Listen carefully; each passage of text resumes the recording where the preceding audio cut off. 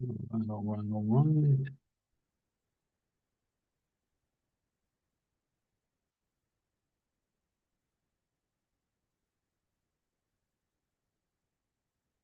We are live.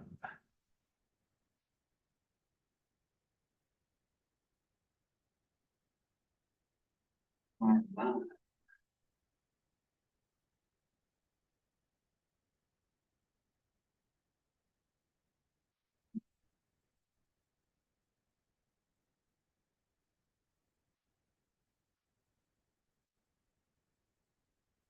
I have to put my babies like this, my tail. Hold up. Smaller. Sorry, guys. Let's get the recording started. Let's see. Sorry, guys. Let's get the recording started.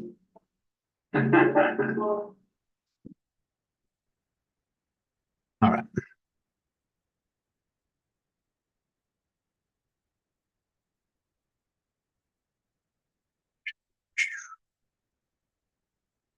All right. How's everybody doing today? We did have a little bit of a pullback so far. I see a lot of people wondering, are we going up? Is this it? I see people posting Chat GPT's opinion with based on all the data. And we're going to go over my opinion, which is the same opinion I've had for couple months now.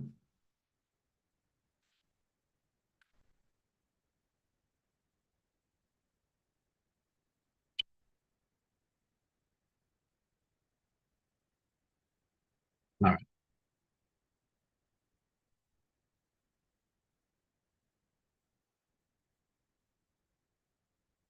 All right, all right. So what happened here? We had this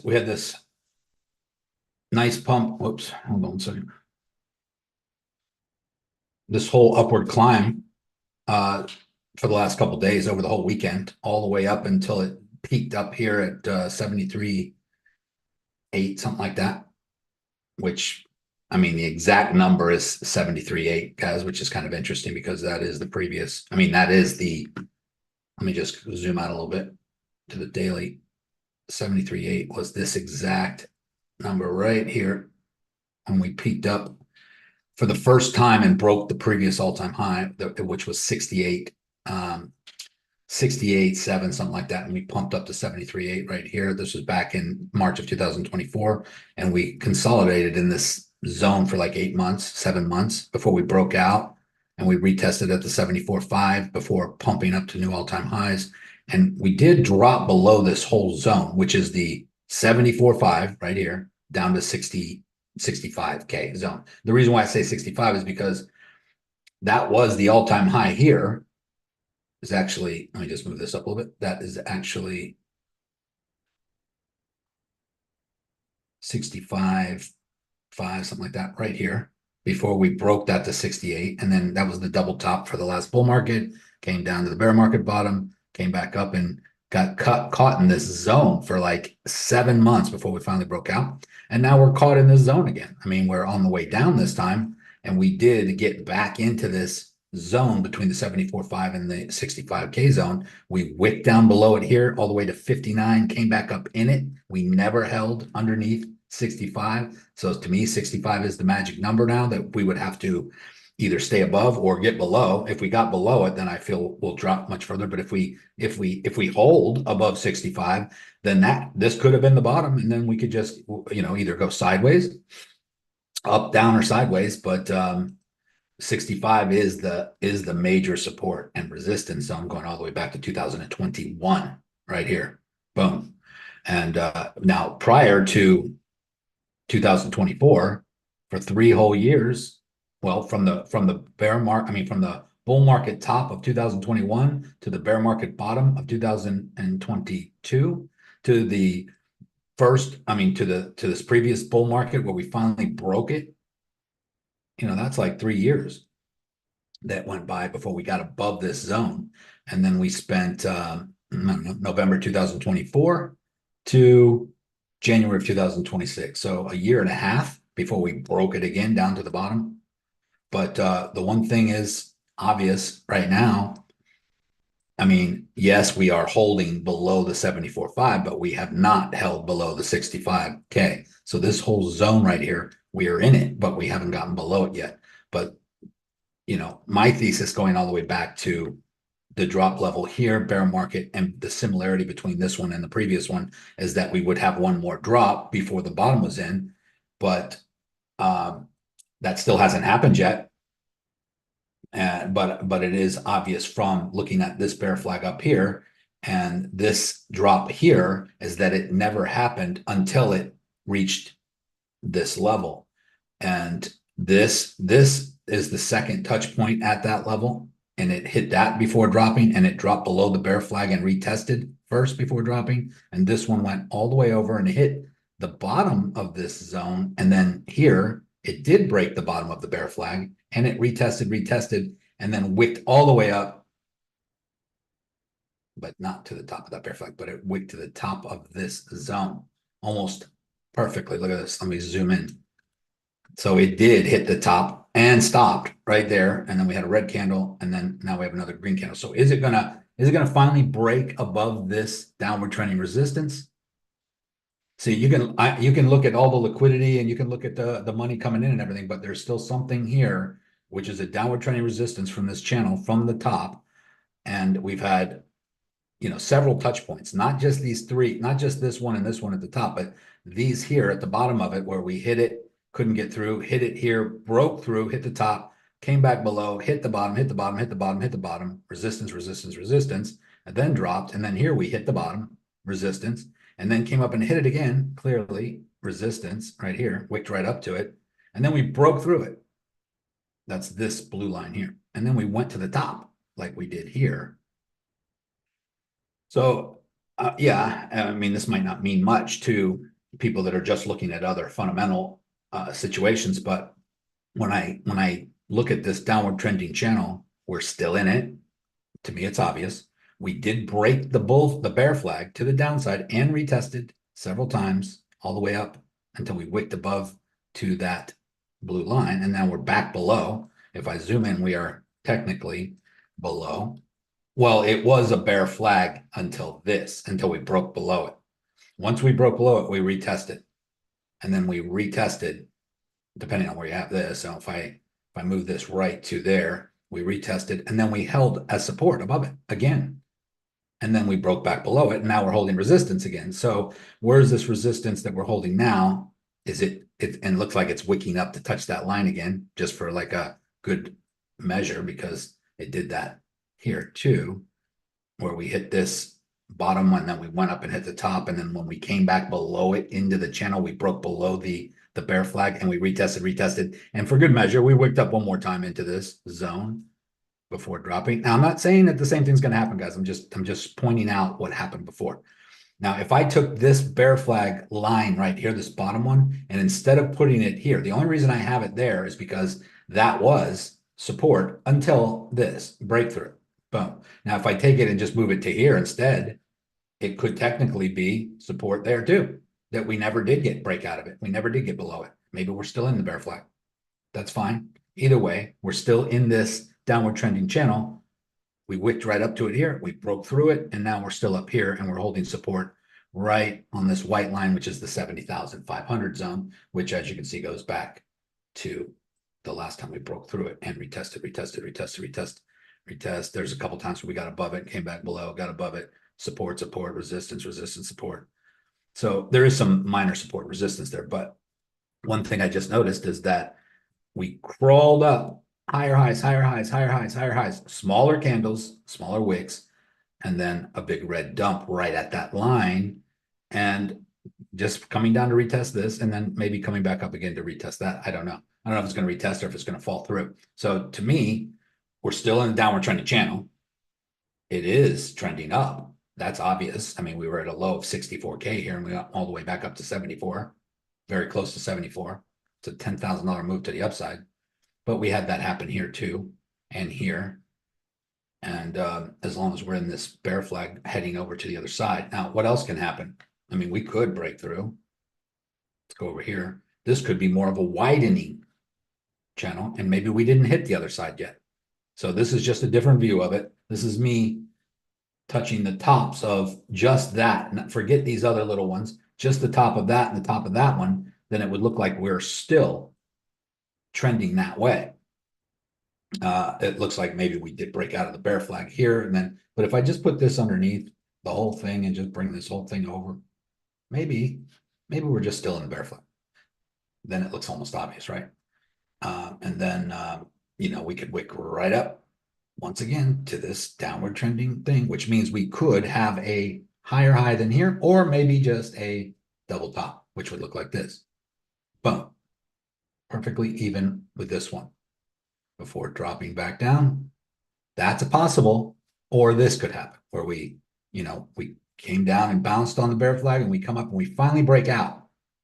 And then we hold support above the 74.5. This line, the one that I just been talking about, it's the major support and resistance zone going all the way back to 2021 right here. If we can get above, oops, if we get above that, then that's something that hasn't happened yet in this whole bearish market cycle. We've been in this downward trending channel for, since October. So if we can break above, and I think it would need to do that, obviously, guys, it would need to do that in order to get any buying pressure to come up into the 80s or 90s. It would have to get back above this previous support zone, which would be at the 80, between 80 and 82,000 range. And then, obviously it would just have to break these previous support and resistance zones on the way back up. I'm not saying it can't do that. I'm just not expecting it this early in the game of the bearish market cycle, considering that the typical cycle lasts a year. Now, that's me sticking to the old rules. And until there are new rules, I believe the old rules are still into effect. That's just me personally. But that doesn't mean we can't go sideways here. Like if this really is the bottom right here, guys, at 59K, at 60K, let's just say, if that's really the bottom of this whole bearish market cycle, then we could just go up and down all the way over to here before we go into the next bull market. Or we can break out now and start to climb now. That would just be premature based on history. That's all. Doesn't mean it can't happen. It just means this time would be different. And there's certainly a lot of reasons why this time should be different. I've made that clear over the past few months. I just don't see it being different yet. But if it does that, it would be different. And so even though I personally feel like there's another drop level coming, because as of right here, that we haven't had one yet. And historically, we've always had one more after this cross on the 3-day time frame. And not only that, but that's just that. If I go to the weekly and show you, for instance, the Gaussian channel, we always had one more after this turned red. And that just turned red, a few weeks ago. But on the weekly, when that turns red and look at it's curving down, I mean, we usually have one more dump, and that's just the way it has been throughout history. Here it is, turned red on the weekly, and we have one more dump after that. Here it is, we turned red on the weekly, and we have one more dump. And by the way, that when this turns red on the weekly, that's the final dump. That's my point. It's not just one more dump, it's the final one, which is why I always think that, see that this was the one before that in 2014. This turned red and we had one more dump. And so every single bear market so far, we had one more dump after that turned red. So why would I not think we got another one coming? And it's not just the Gaussian channel, it's the 3-day death cross, and here's two other things that I think are important. I'm just gonna talk about one more time, which is the 200-day and the 300-day moving average down here. Let me get rid of everything else. These two lines right here, guys, 200-day and 300-day moving average, are still below this structure, and they're coming sideways into this zone right now. And those have historically always been hit in the bear market bottom. The one last dump that we normally get that I've been waiting for normally goes through the 200-day and touches the 300-day before coming back out. And the one before that hit the 200-day here, bounced on it, and wicked down to the 300-day here. And then the one before that hit the 200-day here and wicked down to the 300-day here. I mean, I'm not making it up, guys. It is what it is. So I look at these things and say, they're still yet to come. If this time is not different, if if this, the cycles are the same, I still think we got this little bit of a ways to go. Now, if when I will change my tune and not believe that and think that we're done with the dropping is if we break out of this 73, 74, 5 zone right here. If we break above that and this downward trending resistance that I've been talking about, if we break above that and hold and start to climb, then yeah, this channel's done. I mean, the trend is your friend till the end. That would be the end of this trend. And so I'm okay if that happens. It's just that right now I don't see that happening yet. So then let's look at market cipher too while we're at it, because I have that on the screen. I'm on the weekly. Let me go down to the daily. We do have a red dot on the daily, which was, whoops, let me pull this down so you can see it. This red dot right here, which is this red candle right here, which we already dropped. So does this green candle mean that we're going back up on the daily? I mean, the money flow looks like it's flowing out still. It hasn't, I mean, we got 7 hours and 41 minutes left of this candle. So you got to understand when you're looking at these higher time frame candles, guys, you gotta give them time to do their thing. Just because this looks green doesn't mean it's going to end green, because we got 7 hours left of this candle. It can come all the way down, during that time frame. So just keep that in mind. In fact, the wick that wicked up here already is lower, still lower. The ground's nice, Yeah, pretty nice. I'm going to mute you, Angie, if you don't mind. The wick that you have here it did wick up and then it came back down a little bit. So it is lower than this candle. And this candle right here, anybody know what this candle is? Let me look at that on our time frame. We do have a Graveyard doji. yeah, close to so, Garrett. so did anybody catch the wick up? Or the rise? Where, right here? Yeah, did anybody catch that rise? I'm sure someone did. Let me see. Let's go back and look on. Let's go look at it on the lower time frame, because it looks like more of a pump. It did bounce on the 200-day moving average on the lower time frame, but I don't pay attention to that on these lower time frames. But we did have a green dot here on market cipher. So if you guys have market cipher, there was a green dot on the lower time frames, which is a good scalping indicator. But look it up here. We're already curving back around at the top. You see this dotted line and then that solid line. See that red dot? See that red dot? Usually when it gets to this level, guys, it's turning. Now, can it go higher? Yes, but you'll see this wave go higher and you won't see any curve to it. Right now, it looks like it's curving already. Let's look. Let's just zoom in. Right here, the light blue is starting to get less and less, which usually looks like this when it starts to come into a finer point. And then the wave will curve around. Also, we have the green and the purple there. That is the RSI. It's green, but it's curving down for some reason. And all you gotta do is look. You don't even need indicators, guys. Just look at the price. We got a curve around. It's curving around. We did have a big red candle. We had four green candles up. Again, this is the 1 hour time frame. So yes, it could shoot up higher. That's why I don't take these lower time frames as seriously. When I'm showing you the 3-day time frame and that 200 and 300-day moving averages, I'm doing it on the weekly. And but even if you zoom out, guys, you can clearly see we're still in the bear flag. The question is this line, this line on this side that far away? Or did we already hit it? In other words, is it here instead? Because I can make an argument that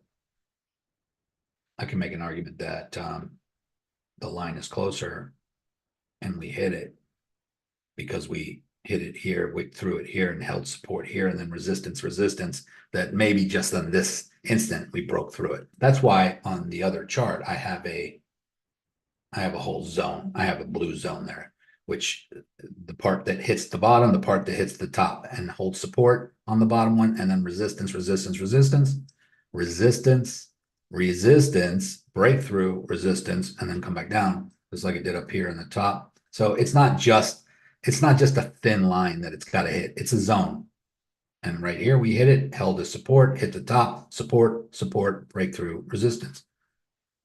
So to me, anywhere in that zone is hitting resistance on the way down until it breaks through it. I mean, to me, it's very simple. So if it breaks through, great. I had the same situation happen back here in the bull market when I was still bearish right here in this falling wedge.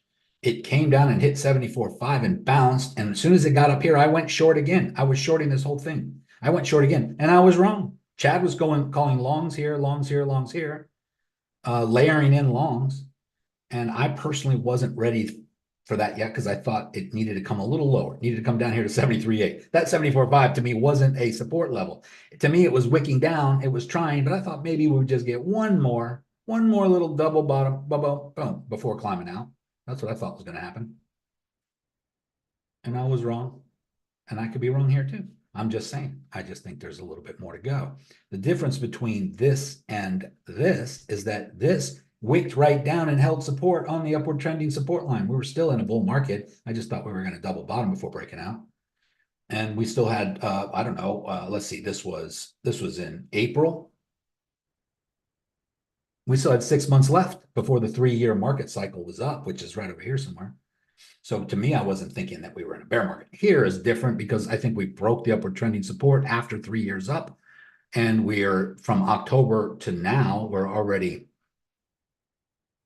6 months in to the bear market, what I call a bear market. Not everybody agrees with that, but and so this to me is different because we broke below that previous support all the way down here, and now we're holding it as resistance.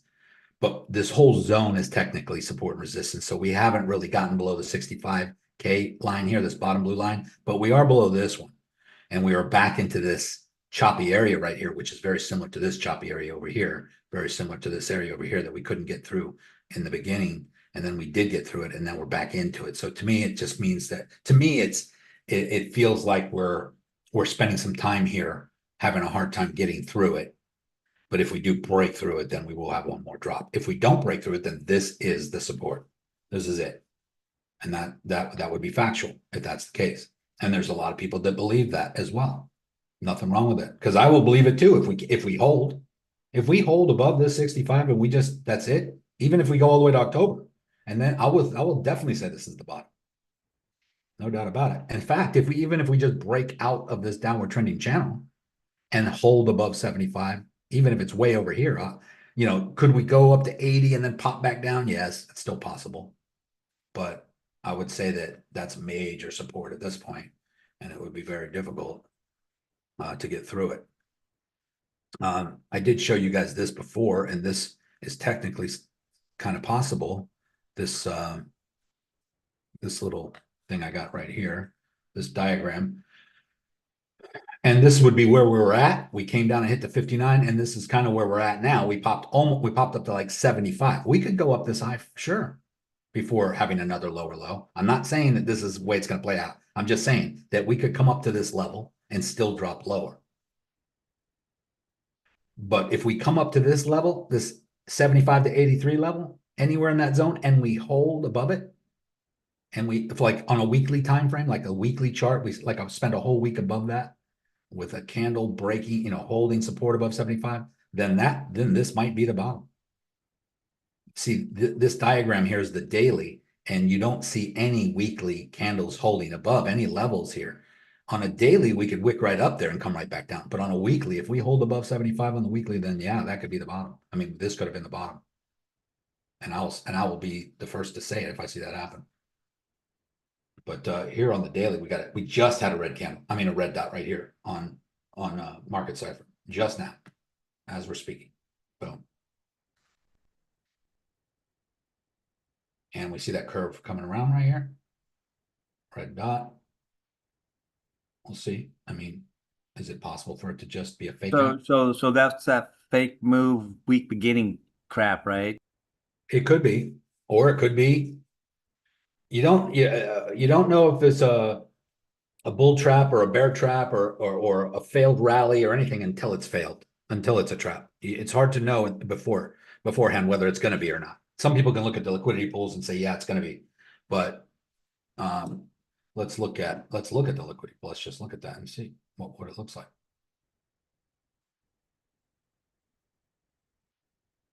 This is just the liquidity heat map, but we do have some liquidity up here at 72.6 again, maybe even a little higher, 72.8, maybe even as high as 73. So let's go look. Where would that bring us if we pop back up to 73?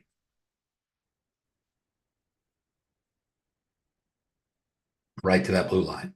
That's all. Let's just look. Right here is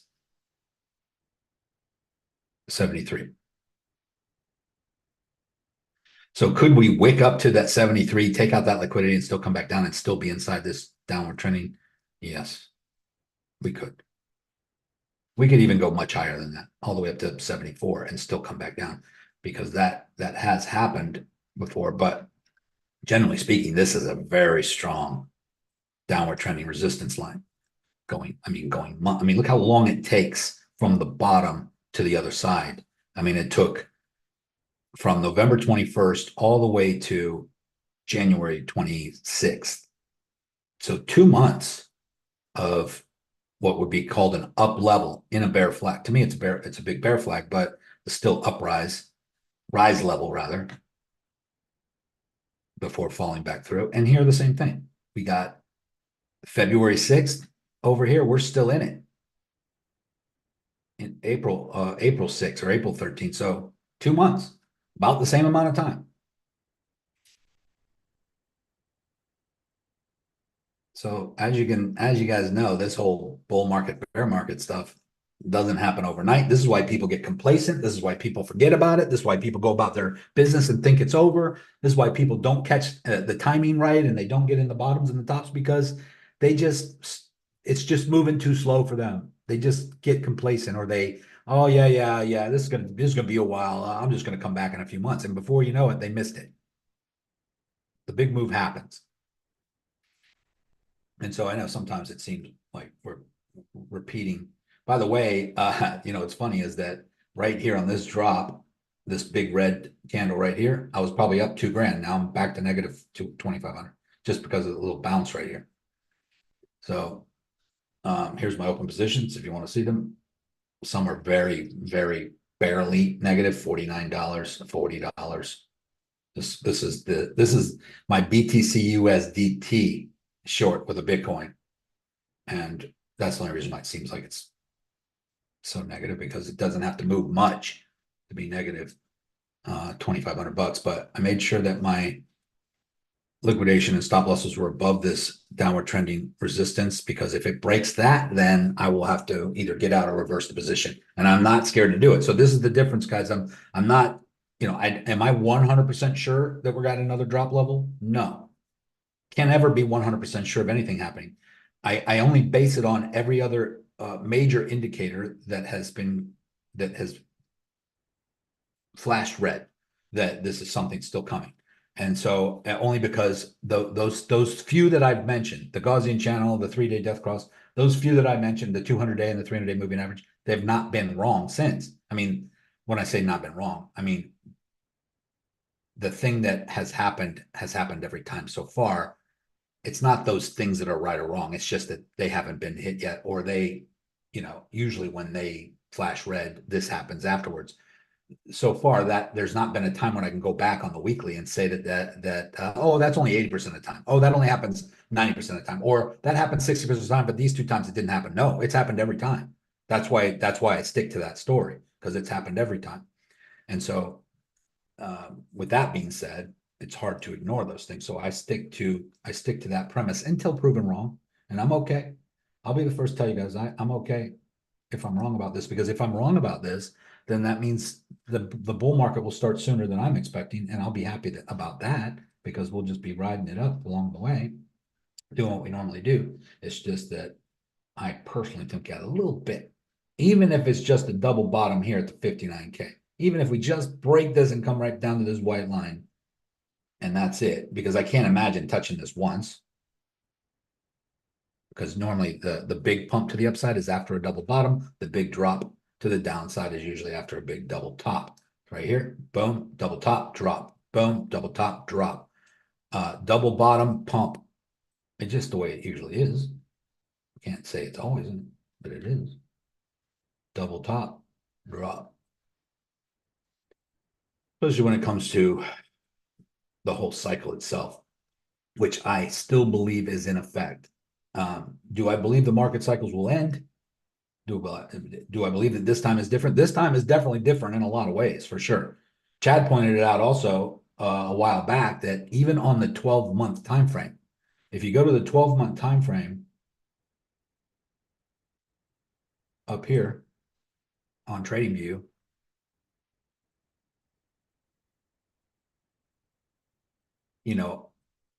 I was pretty much saying in this whole bull market that December 31st was going to be the end of the bull market cycle, because historically that 3 years up and 1 year down, 1, 2, 3 years up, 1 year down. And every one of these third years was always the top. Top, 1 year down, 3 years up, top, 1 year down, 3 years up, top, 1 year down, 3 years up, top. Here's the one that's the anomaly though. This candle right here is ended red. It's the first time, guys. The first time the third year candle ended red. Yes, it was still the top so far. Still the highest point, but it ended red, which was the first time in Bitcoin's history. This one ended green, this one ended green, this one ended green, and the last one ended green. That there was before that, it was really no cycles like that. So bull market, bear market, bull market, bear market, bull market, bear market, bull market, bear market so far. So right now, to me, it's just looking the same, but this is different for sure. That's a first, that we had a red candle at the end of a 3-year cycle. And we also had a lot of other unique things that are different this time. We have whole governments changing their tune on crypto, not just the United States, but all over the world. El Salvador and, Saudi Arabia and Dubai and, the United States, the president of the United States, his whole family being into crypto, his 2 oldest sons having the 2nd or 3rd largest mining operation in Bitcoin, them pumping out their own coins, his wife, his youngest son, himself, their, the Clarity Act, the Genius Act, all of these new changes that are happening. This is the first time that this has ever happened in the history of crypto, is just in this end of this last cycle.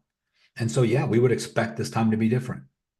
There's no doubt. It should be, right? With all that happening, those are called catalysts. And whenever you have all these different catalysts and yet the price is still doing the same thing it's always done, it kind of makes you wonder, are we being manipulated? Is it being controlled? Why would we still be going down with all of this? And then people will just use the news as the reason. Oh, well, we have an agreement with Iran. That's why it's pumping. Oh, it's dumping because Iran didn't accept the deal. Oh, it's pumping back up because Iran finally, did this. Is that really the reason? Or is it just typical market cycles? Because if you look back, what was Iran doing back here in the last bear market at this exact same time? What was Iran doing here? What does anything got to do with anything? It's hard to know. We can blame it on the news, but I haven't really seen any catalyst, even Michael Saylor buying $1 billion worth all at once, change anything in the direction of the market right now. So yes, billions and trillions are flowing in. There's a lot of inflows. There's, 13 of the largest, biggest hedge funds in the world pouring billions in, but the price is still going down. So what is going on here, guys? Where is the money coming from? Is it coming from the outside sources, or is it coming from the left pocket into the right pocket? It's hard to know. It's hard to know the exact answers to all those questions. But instead of me personally, I don't get tied up in all the news. I used to be, oh, Trump is getting ready to speak, or, the Fed chairman's getting ready to talk about interest rates. That's going to cause something to happen. And a lot of times it does, but I stopped worrying about it because usually it's a whipsaw action that is over with in 5 minutes. I don't wait for that anymore. I don't trade that anymore. I don't worry about that anymore. I'm personally trading on the higher time frames now and sticking to a position because of this current overall sentiment until that changes. That's just me. And I'm certainly not saying that anybody else's opinion is wrong, because they could very well be right, just hasn't shown yet. And my opinion isn't necessarily right because it hasn't shown yet either. I'm saying we got one more drop. See this red circle we got here? That's my idea of the bottom, somewhere in there. I think we got one more drop, and it's going to be somewhere in this area, and it's going to take weeks. Well, the drop may not take weeks. I think we could hit the bottom anytime now in the month of April. I think this is going to happen probably in the end of April, first week of May at the latest, and then just kind of flounder sideways for a while. Now, should we stay above this line? Let me change the color of this line and show you what this is. I'm going to change it to. That's an interesting.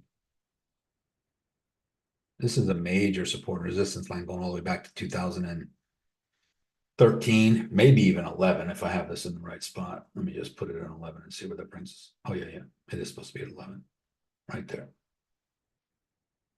So we had resistance, support. I don't have it in the right spot up here. Hold on. This is something that's kind of strange because this is a major support resistance level going way back. And we have gotten below it before. And we stayed above it and went down to it several times since. And we held above it here. But we are below it right now. And I don't put too much weight in this line, but I've seen some other strategists talk about it going all the way back to 2013. So I have it here, but I don't really know the significance of it or if it even matters at this point, but we are below it, which here we got below it back in 2015 and we held resistance and dropped, but this was a big double bottom after the bear market bottom. So here we had 1 year, we had 406 days to the bottom. We broke out and this right here, this double bottom wick down before climbing out was it. We stayed above it ever since. So I'm not going to worry about that. I really don't have much to talk about that other than it's been on my charts for a few years and we've always been above it for the last few years. So didn't really think much of it, but we are technically below it. That's not necessarily good. And so, you know, I don't really want to talk about too much about all of the economic unrest around the world. It may seem like Trump's in control. It may seem like this is chess, you know, and all that, you know, people talk about, oh, he's just playing chess and he's way ahead of everybody in this. It may be for the greater good, but in order to build a beautiful house, you got to maybe tear down the old one. And that whole tearing down process and that whole regime change and economic change and, you know, all that stuff is chaos before it gets good. Gas prices go up. You got to suffer through all that. Okay. The greater good, it's temporary. I'll suffer higher prices in the short term to get rid of a nuclear regime that wants death to America. Sure. I don't care. And this has nothing to do with the Iranian people. This is just a regime who's been chanting death to America, death to Israel, and they just want death and destruction. As far as we know, I don't know what's going on. I don't live over there, so I don't know exactly what's going on. But the media and the way we've been taught and brought up our whole lives is that we got to worry about this. So if we don't have to worry about that anymore, is that worth going a few months with high gas prices? Yeah, to me it is. I don't care. But what else is going on? Are all of those countries in that region getting their oil from the Straits of Hormuz? No, they're getting it from Texas.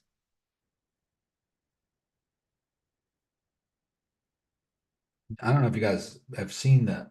You know how they show all the airplanes on some kind of radar flying over and all the ships in the Strait of Hormuz going in and out or being blocked? There's one of those that show just all of the countries and all the oil tankers coming into the Gulf of Mexico and leaving, coming in and leaving.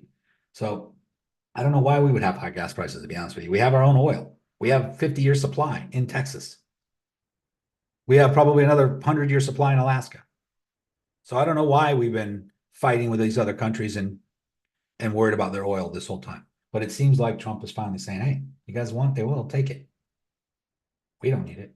I don't understand why Trump doesn't limit the price of our oil not to match what we're selling, because that's what's screwed up. Because since that's all happening over there, that's going to raise prices. But he should put a cap on ours, saying you can't sell American oil under a certain price because we're allowing you to pump oil, so you're going to follow our rules. You would think. Like Dubai. I mean, Dubai, their oil, they spit all their money all out and everybody's freaking rich just for being Budai, whatever. Yeah, just for living there. They import workers from the surrounding countries to do all the building and all the dirty work while the locals live a pretty wealthy life off the oil. Yeah. Yeah, and that's another story because that's like slave labor over there for those guys too, from like India and stuff. It's Yeah. all And stuff. even those guys live good. Even the slave laborers, they live on the outskirts of Dubai, but they're living pretty good in comparison. You know, they get their No, own no. apartments and everything. I mean, in comparison, in that for that region, but nowhere near as good as the people in the main city, right? Yeah.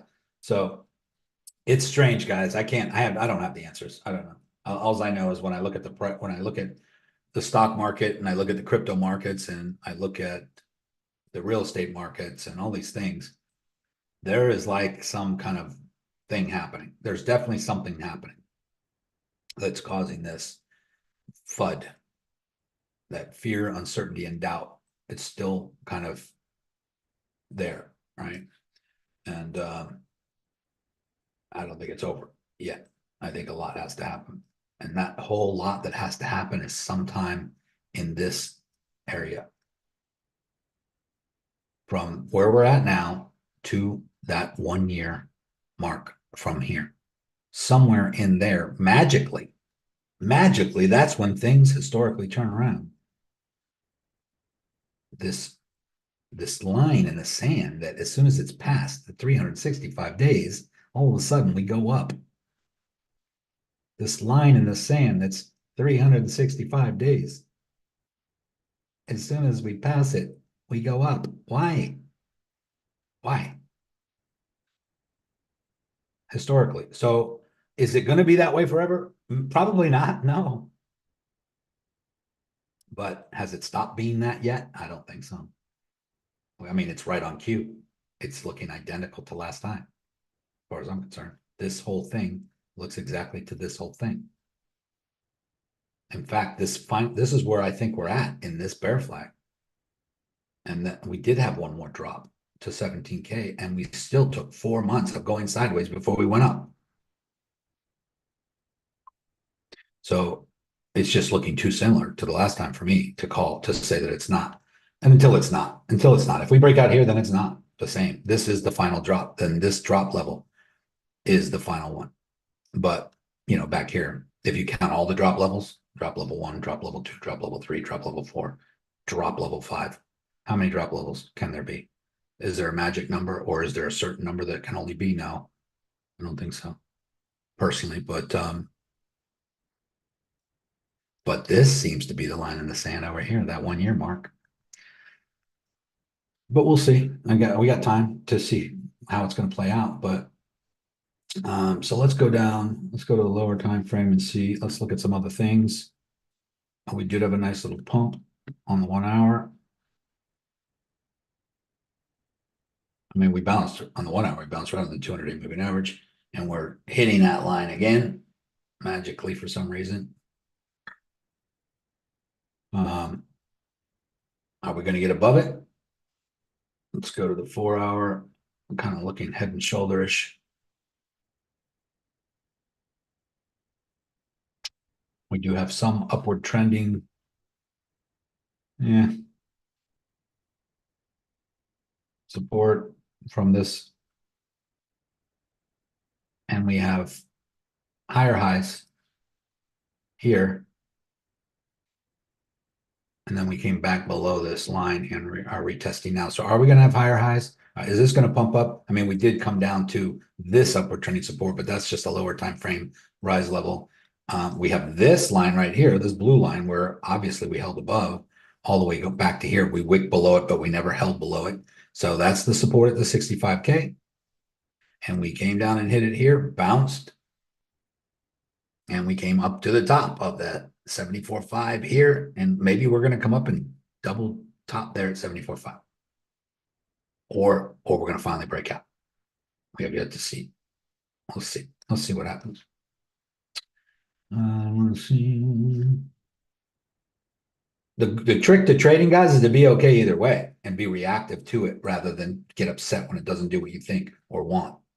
You got to kind of let go of the direction. And right now, regardless of what you think is going to happen, and I've learned this a long time ago, it doesn't matter if all indicators are a go for a long, or all indicators are a go for a drop.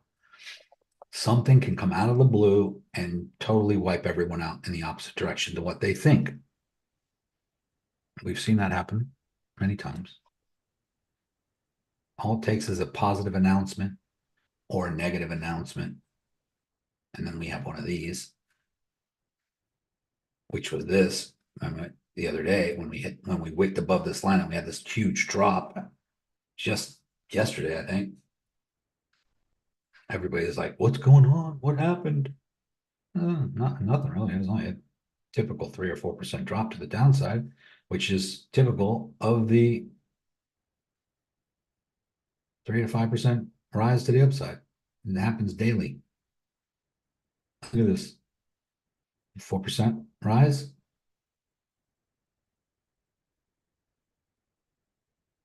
4% drop. 4% rise, 4% drop. Happens over and over again. These are the big ones. When they cascade, when it's a cascading waterfall down, or this one, when Trump announced it just so happened to coincide with his 125% China tariff, where we dropped in one fell swoop 12% that day.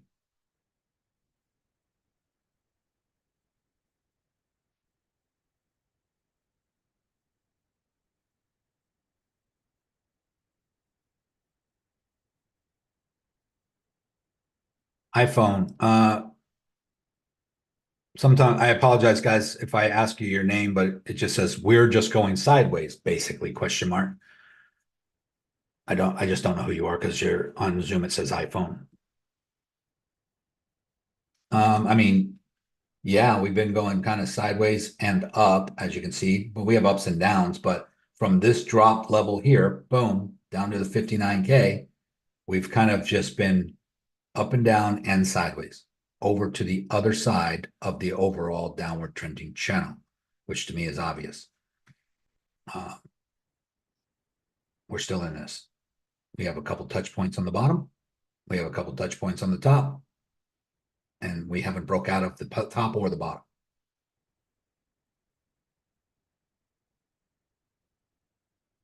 If I try to make it look similar to the other side, I mean, the other bear market here, we had something very similar looking.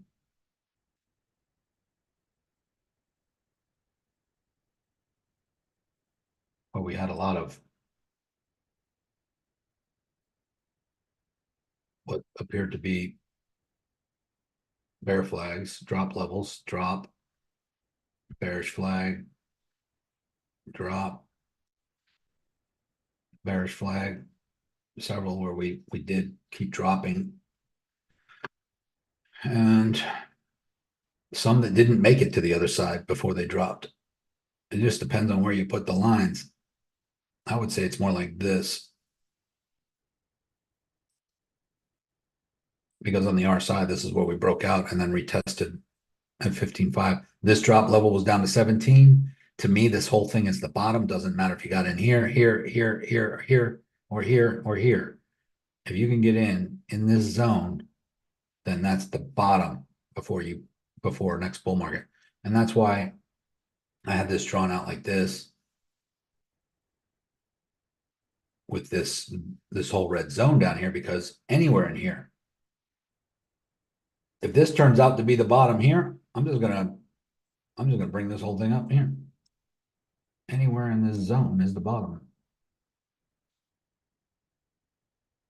So if your goal is to buy and hold, I think anywhere you buy now would be good. And if we drop below this circle, if we get below the 60K back in the 50s, then just buy more.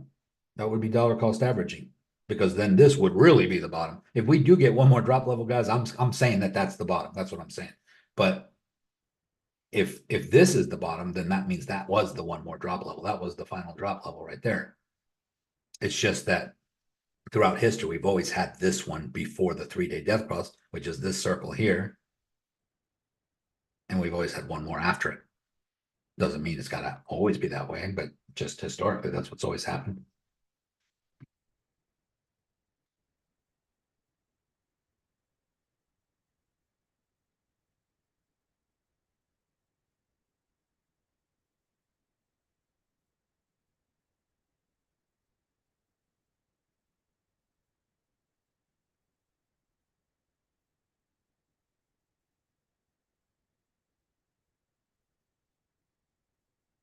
Lunch dump. James, are you still in on ZEC? No. Let's go back over there. I think it hit my ZC now. Let's go look. I might have just closed it on profit one day because I saw Bitcoin turn around. I thought maybe it was going to correlate. ZC's got its own mind. It did definitely break out of a falling wedge. I mean, seriously. And it's hitting all of these lines that I had showed you guys before. It was down here when we first started talking about it. It popped up to this one, hit resistance, broke through, hit this one, hit resistance. It is kind of falling right now, so it's probably good if you got out. But where's it falling to? It could just be coming up to hit, either upward trending support or coming down back to retest this line right here. Major support and resistance at 350. Boom, boom. Support, support, support, resistance, resistance, resistance, support. That's probably where it's coming to.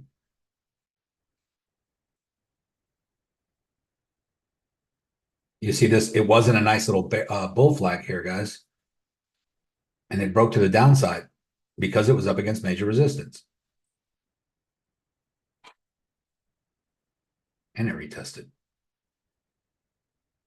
Just wait all the way up here to retest.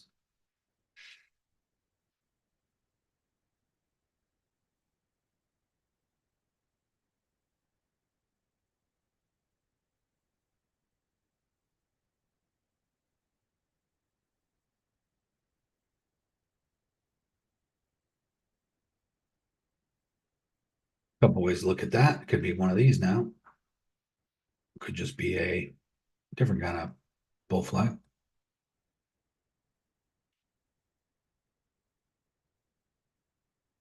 And it is bouncing right here. And it looks like it did wick down and possibly, it's not quite as far, quite enough to get that support, but that could be it. So if you're looking at this and you want to possibly trade this, I would say that down here on the bottom of this line would probably be a better entry. But if it breaks to the top of this, then we could have another pump all the way up. Well, magically to that line. Why? What's that line? That's the next major support and resistance zone at 445, going all the way back. Resistance, resistance, support, support, resistance, support, resistance, resistance, resistance, resistance, resistance.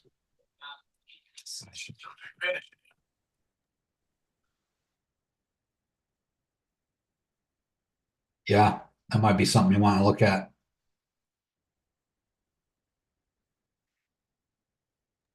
Yeah, I'm still in it.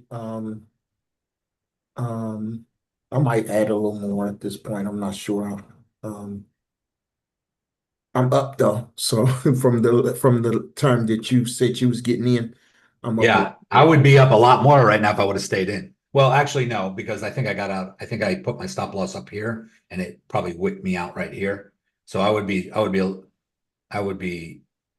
been better off getting out up here on this pump, but because we got in down here somewhere. We just kept moving our stop loss up. Now, I have a question. I show a profit and loss in green on the screen. Do I 10x that as well, or is that already incorporated in that price that I'm looking at? Now, whatever you see here is your unrealized gain. If you close this trade out right now, that's what you gain minus this, your realized loss. Unless it's green. If this is green like this, if I close this trade out right now, I'm losing 46 plus $2.93. I'm going to gain. So you're going to take the 293 and minus it out of the negative 46, and I will lose 44 instead of 46. So when this is red, the realized gain, the realized P&L is your fees, holding fees, maker taker fees, everything. Sometimes they're green. Sometimes you don't know anything. Sometimes you're in a profit there. But if I were to close this out and take the $685 profit on this Bitcoin short right now, minus $27 out of that. Okay, thank you. Yeah, it's already built in. You don't have to calculate. Oh, it's already built in. I don't have to calculate. Okay.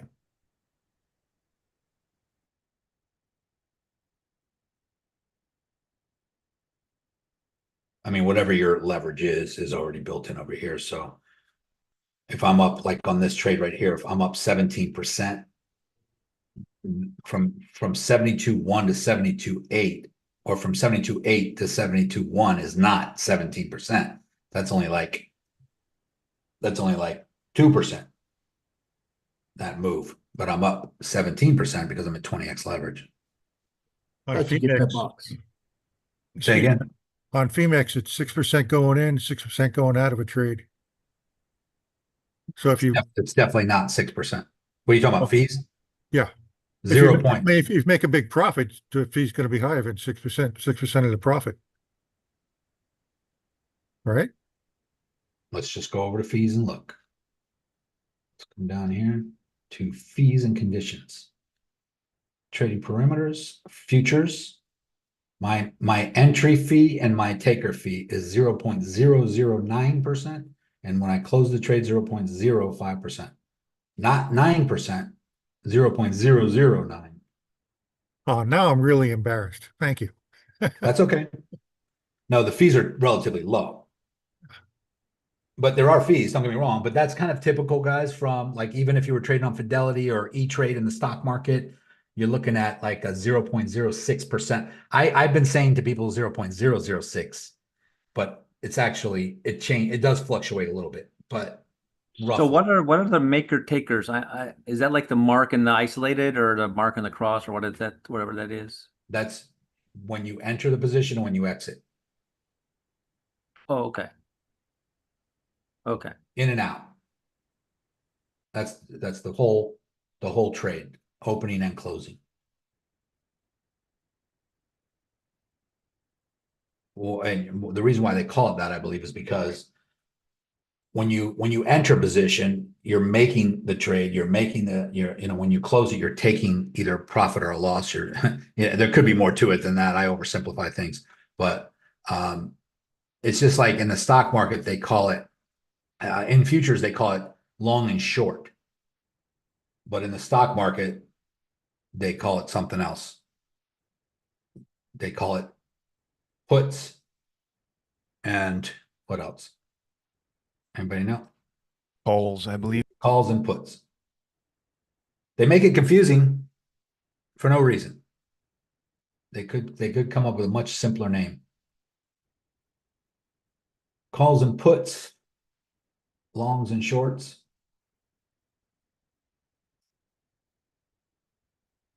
Keith asks, did anyone catch Rave's moonshot over the weekend? Let's go look at Rave. I know we were talking about on the last Zoom call. Oh, I mean, where were we? Down here just 2 days ago. Holy cow.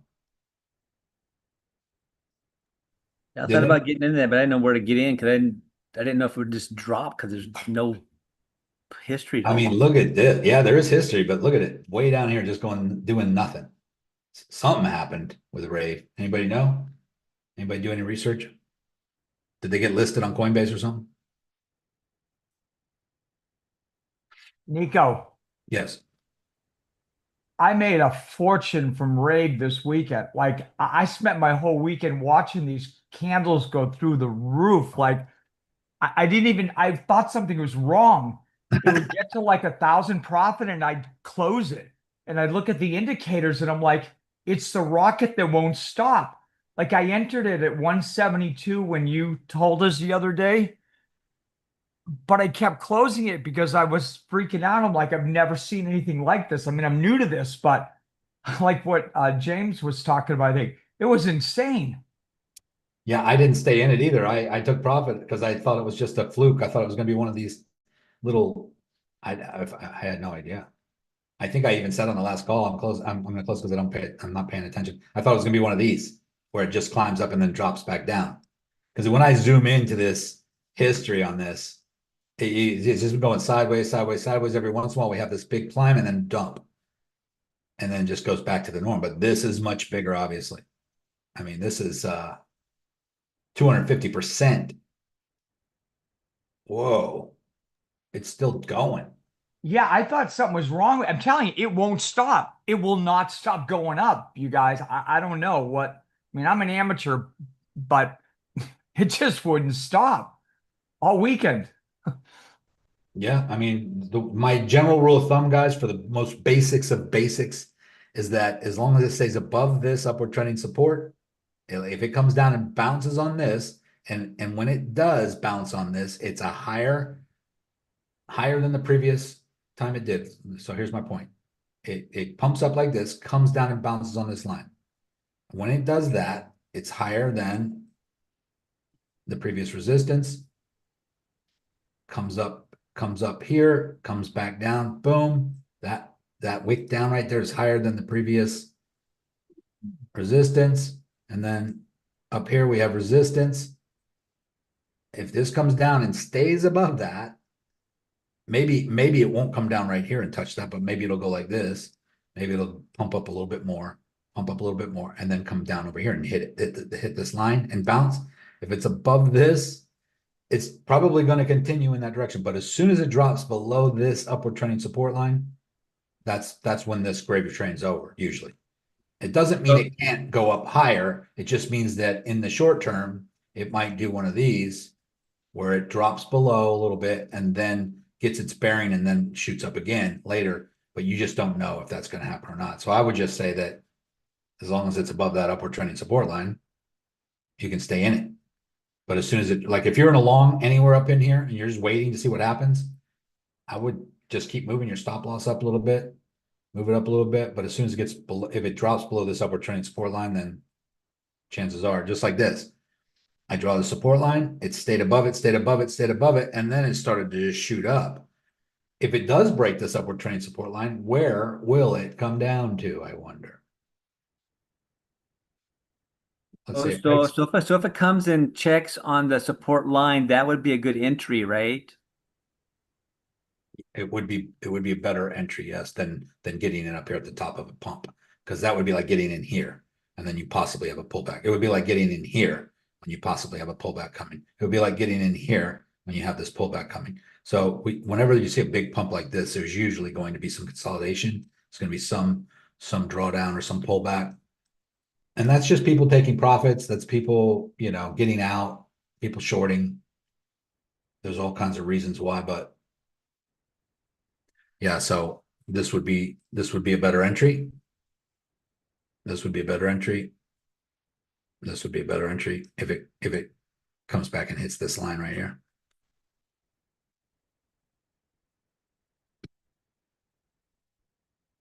But you do want to be careful when it does come down to that line. If it does come down to this line, just make sure it's going to hold. How do you know that? Well, you're basically waiting for it to wick down to it and bounce. But normally you want to wait for it to get higher than where it was, but by then it might be too late. It might be ready to come down and do it again. So you are taking a risk up here because we really don't know. There is no precedent. How far can we go back? We can't even see. Was it ever at this level before? I mean, it's up in the $11 range. I mean, it was literally just 30 cents 3 days ago. Guys, you're not going to see things like this in the stock market. I mean, very rare. Too bad XRP don't do that, huh?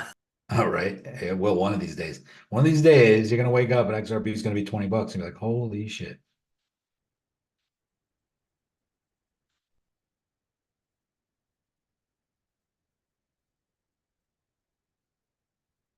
Yeah, that's an interesting one to keep an eye on, guys. We will be able to catch the drop on it, though. Which one? This one? Yes. Yes, you can.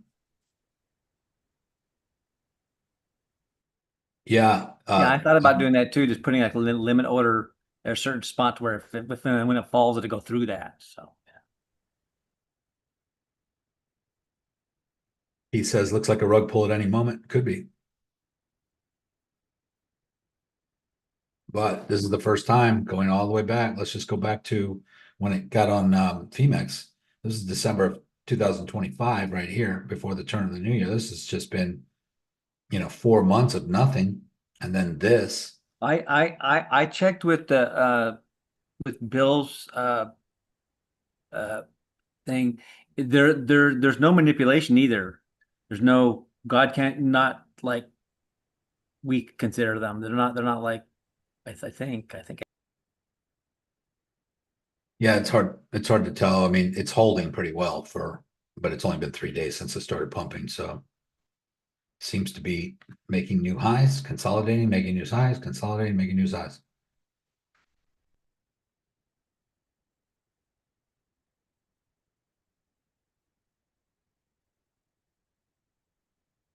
Rave is the coin that's associated with musical events and stuff, isn't it? That I'm not sure. I know the word rave has something to do with raves and musical events, but I'm not sure if this token has anything to do with it. I don't know. That doesn't mean it doesn't. I just don't know. Yes, it's associated with music promotion and tokenization for events. Okay, cool. Yeah.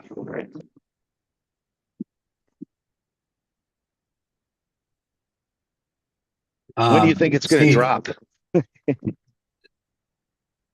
look at all this action over here in the Gulf of Mexico. Yeah, that's I my don't. world. When do I think it's going to drop? I don't know. I don't have a Never crystal. gonna drop. Which one are we talking about? Rave? Rave. It's never going to drop. I've never said never before. I've never seen anything never drop. Even the spaceman come back down from wherever they supposedly were. The purple are whales in their yachts. Oh yeah, let's go back and look at that.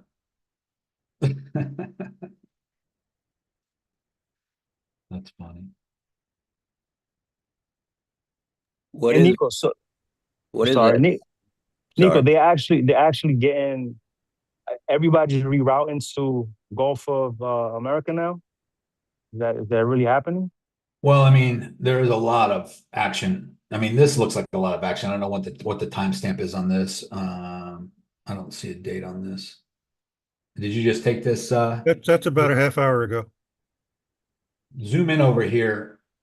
Zoom in right in this area right here in the Gulf of Mexico, because there's a lot going on there. But I mean, this looks like there's people getting oil all over the place. But I know we got a lot of it, but I don't know who we're supplying it to. Maybe just the Americas.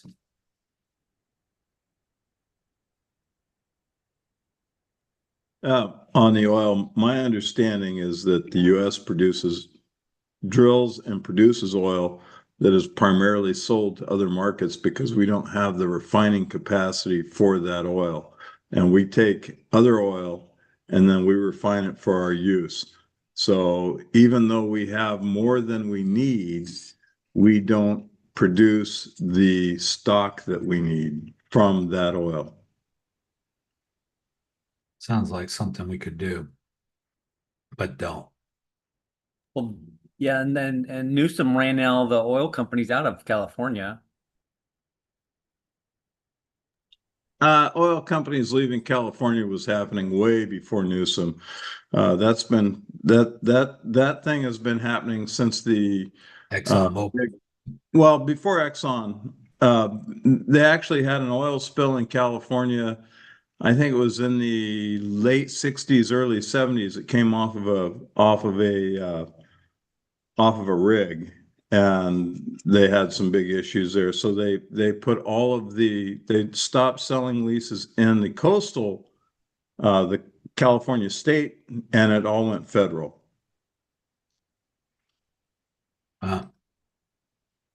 So we got an oil expert with us now too. So who's that, Doug? Who was I just? Yeah, I'm not an oil expert, but I've been working in the oil industry on boats for about 40 years, so I know a little bit of the history. And like all history, it's all complicated. Absolutely. Well, thanks for that. I appreciate it.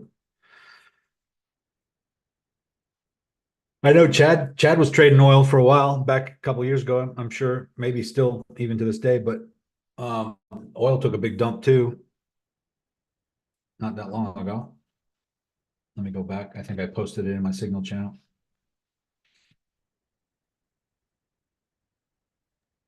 The XDI token.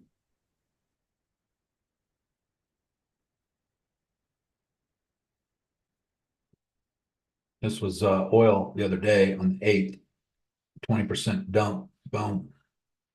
But I can't remember what, oh, that was probably just the announcement about Iran. But that's a that's a pretty big dump right there.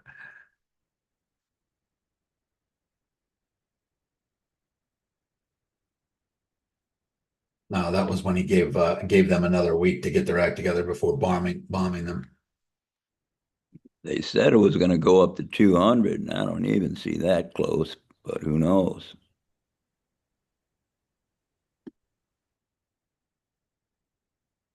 Yeah, I don't know. I don't know, man. Rave, bless. Let's look at bless token. Same thing. Pumping. What is going on? Bless is looking blessed. Looks very similar to Rave. This right here, very similar. And it doesn't look like it's slowing down. This was what, I mean, if this chart was upside down, guys, I would say this would be trying to catch a falling knife, because when you have this kind of, it doesn't mean it can't just go way up. It just, generally speaking, when you have this kind of buying pressure out of the blue, it generally doesn't continue. Like most people will get in now because this looks like very bullish, and it is, don't get me wrong, but for how long? I don't know. It's risky to go long here on this, because it could go and then right back down like this one. It would be like going long on this candle right here. Oh my God, it's going up, let's get in. Bam.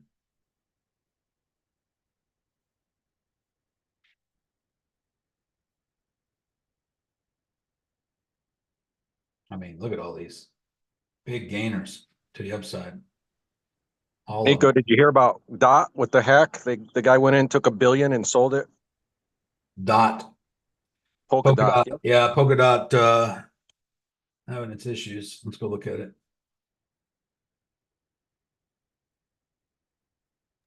I guess there was a 5% drop on a 5-minute candle as soon as he sold it.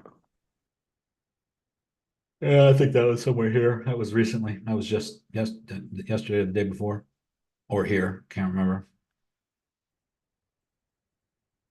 I mean, it's an established crypto, and so it shouldn't be overly affected by that too much, but because we've had that happen before, bigger drops. But yeah, I did see the news on that. In fact, I think someone posted it in this group.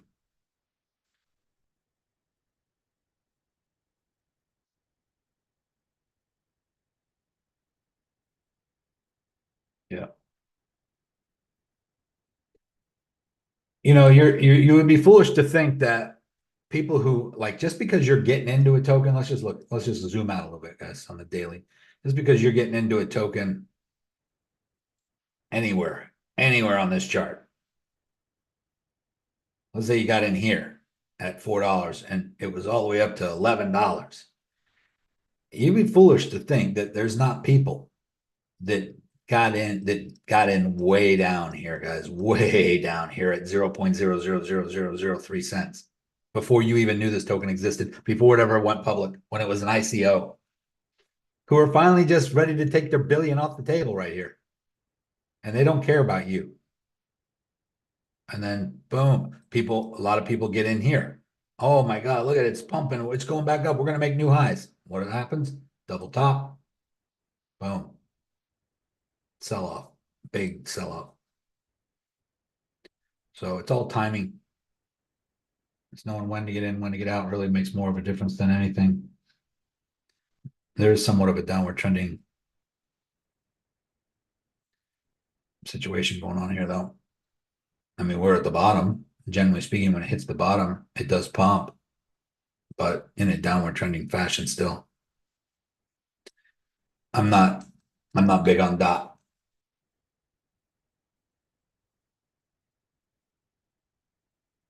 Ava, what happened to Ava? Holy cow. AVAX.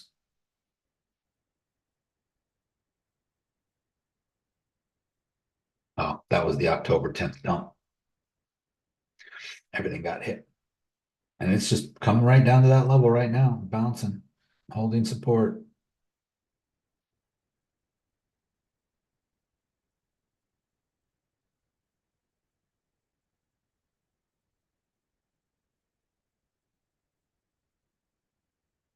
We do have on the link, guys, we do have a breakout. I drew this a while ago when we were somewhere in here, and I said this is possibly going to do this and go sideways and break out. And it looks, I haven't looked at this since, but obviously it was over here if I had this drawn all the way there. Yeah, well, it looks like a breakout of a downward trending falling wedge right on this support. Something very similar could happen with the one I was just looking at before that. Let's go back and look at it. This is not looking like the same falling wedge. Could be.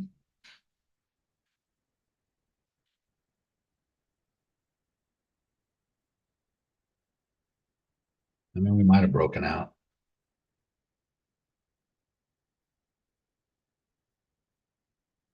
But there's no buying pressure. It's just kind of dribbling. It's dribbling.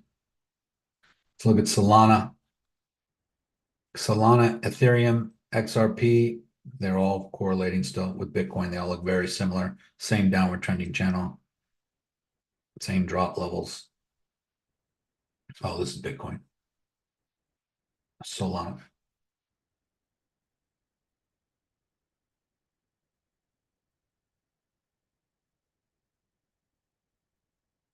Solana looks like there is a breakout of the downward trending channel.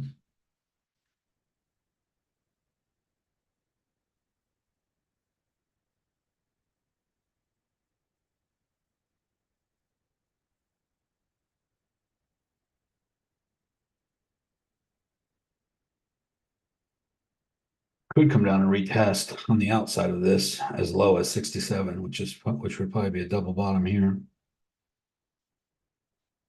Well, that's interesting because it did break out, but it still had a lower high, which is weak.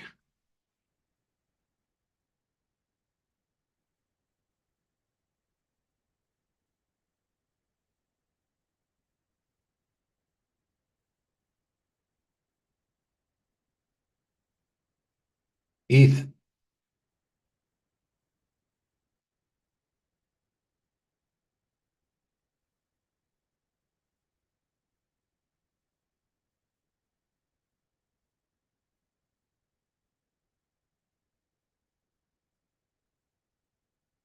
Yeah, I would say that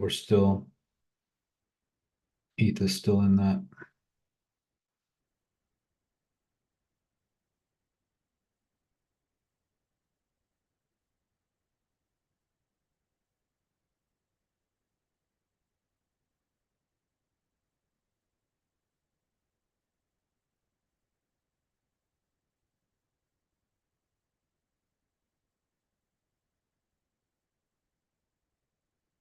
Somewhere in the zone still.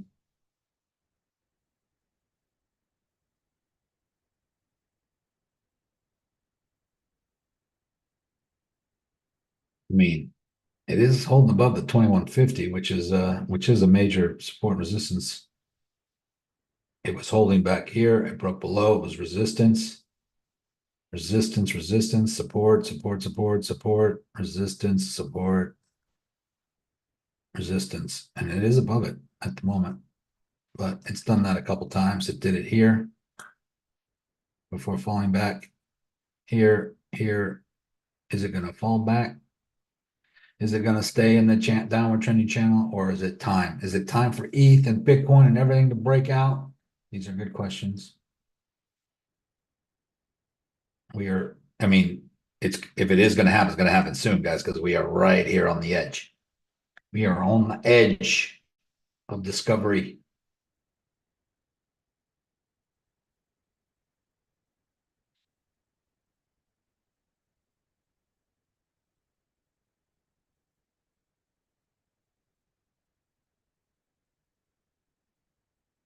Can you review and what are your thoughts on QNT? Yes. As far as Bitcoin goes though, guys, it looks like I mean, we did break out of this rising wedge to the downside, which is typical. That's a bearish rising wedge, and we hit the resistance and then we fell. And now we come down to support and we bounce, and now we're pumping back up, and possibly to that level, which is the 72.8 to 73K zone. I'm gonna get rid of some of these other lines so they're not confusing anymore. We're kind of in this somewhat of an apex here.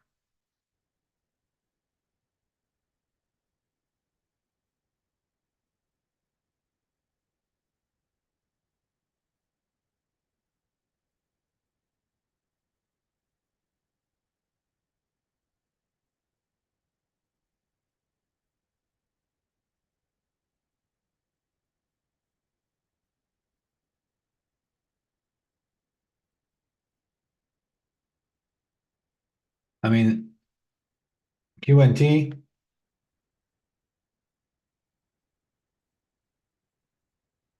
I mean, the overall trend is downward, but in the short term, from this drop right here back in February, it does have upward trending support. Let's go to a higher time frame.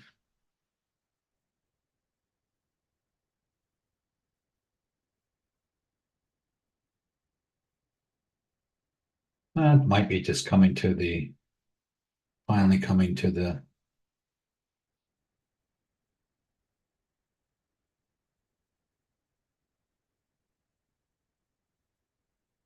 This is an apex, guys. That's typical apex as far as I'm concerned. We have downward trending resistance, lower highs. And in the short term, from February to now, we have upward trending support coming into this corner. So we could have, I mean, we do have, let's just look at this. Let me just look at this.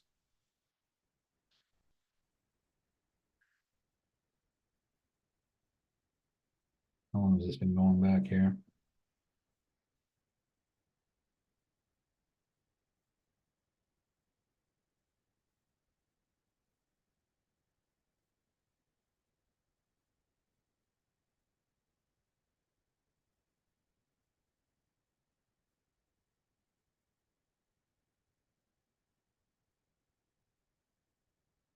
I mean, from 2023 to end of 2023, 2024, 2024, 2025. This thing has not made any higher highs this whole time. Pretty much stuck in this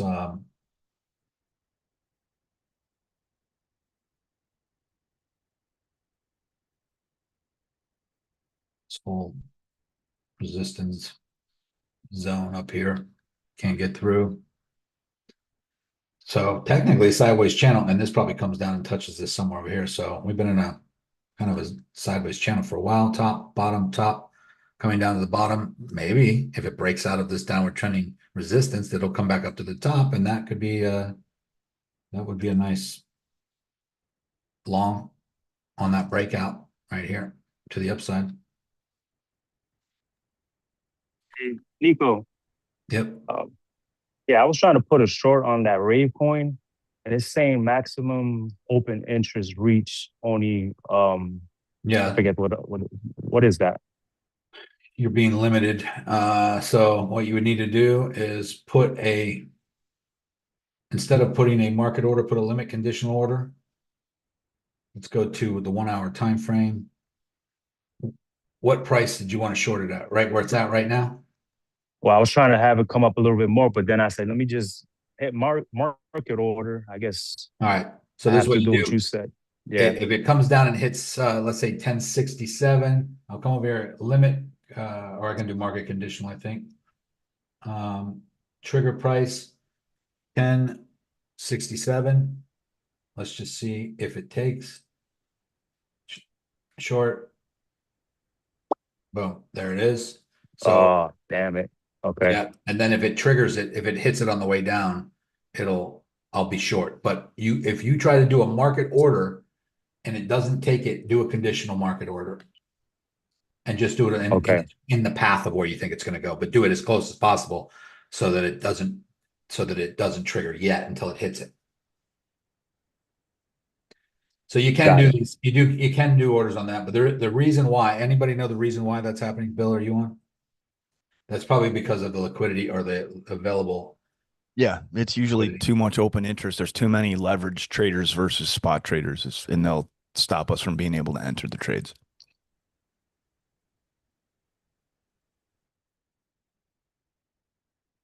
Yep.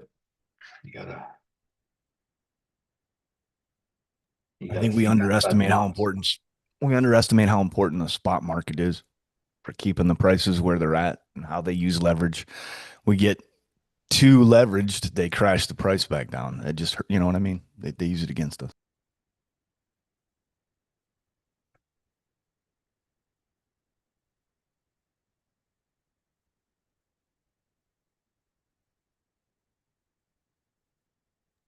So Bill, what you're saying is if there's too much leverage moving in the market, they limit it Too many leveraged traders, yeah. Okay, Yep. too many leveraged traders. Okay. Yep. So does that mean the potential of it crashing is even more? There you go. It's worth watching. It's worth watching for the pullback, isn't it? That'll be a nice pullback. But it won't let us in. It will. Unless you do what I just did. Right, and do that.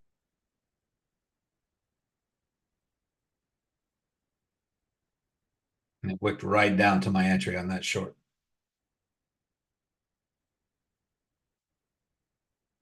I can even move it now. I can move it up closer and get triggered. Watch.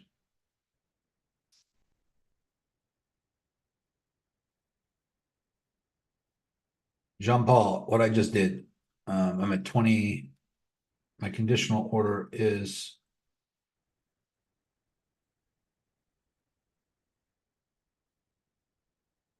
$10.96 is the trigger price. 10.96031 to be exact. Did you leverage? How much you leverage?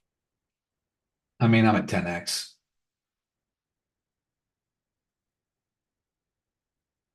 That doesn't mean that's a good idea. That's just what it was set at when I did it. I was just giving an example of how to do it. It might not drop. The good thing about doing the conditional order on something like this is that if it doesn't hit it and it goes up instead, you're not going negative because you're not actually in the trade.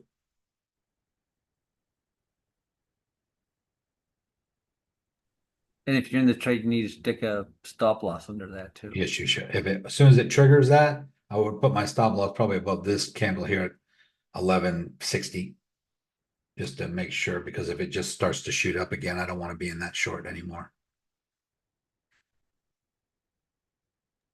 And you don't get charged any, you don't pay any fees or anything just for setting the limit order. If you decided to cancel it now, you've got no money loss, right? That's correct. It's conditional order. It nothing happens until it actually gets triggered.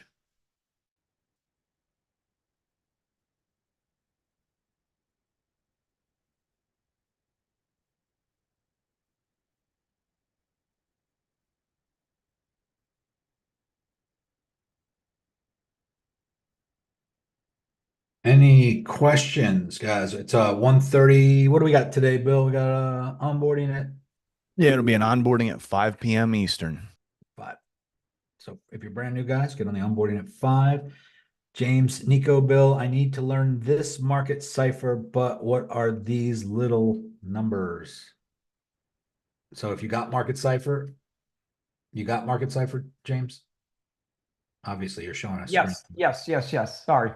That's okay. So what I recommend you do is go on to my Market Cipher's website and go to getting started. If you bought it, then you should have access to all their tutorials. And then Market Cipher Basics, Core Strategy, Intro into MC A and B, Market Cipher A and B. And it really explains not only what all those little numbers and symbols are, but you see right here, It shows you what the diamond means, what the X means, what the numbers mean, because it's not just the little numbers that you showed here. See that gold diamond and that red diamond and this red diamond? Those all mean something. So this will show you what's bearish, what's bullish, what's neutral, what that blue triangle means, and what all the numbers mean and all that stuff. So definitely go watch that. It's going to teach you better than I can teach you. Thank you. Thank you. You're welcome. They got really good training on how to use Market Cipher in their system once you got it. How to understand everything, including Market Cipher B, which is the only part of Market Cipher that I really use, which is this part down here with the money flow. The red dots and the green dots, but also understanding the money flow in and the money flowing out, what the red and the green mean. I mean, the yellow and the green here, what the blue and the red dots mean, and what this line down here means. And when you see a green dot here and another green dot below it, what does that mean? Definitely go watch those tutorials. It's a little more in depth than I don't want to confuse anybody here. By the way, guys, this is not, if you're new, you do not need to have this. This is just an extra, indicator bundle from another company. It's the only one I've ever referred or recommended people to because it's pretty damn good.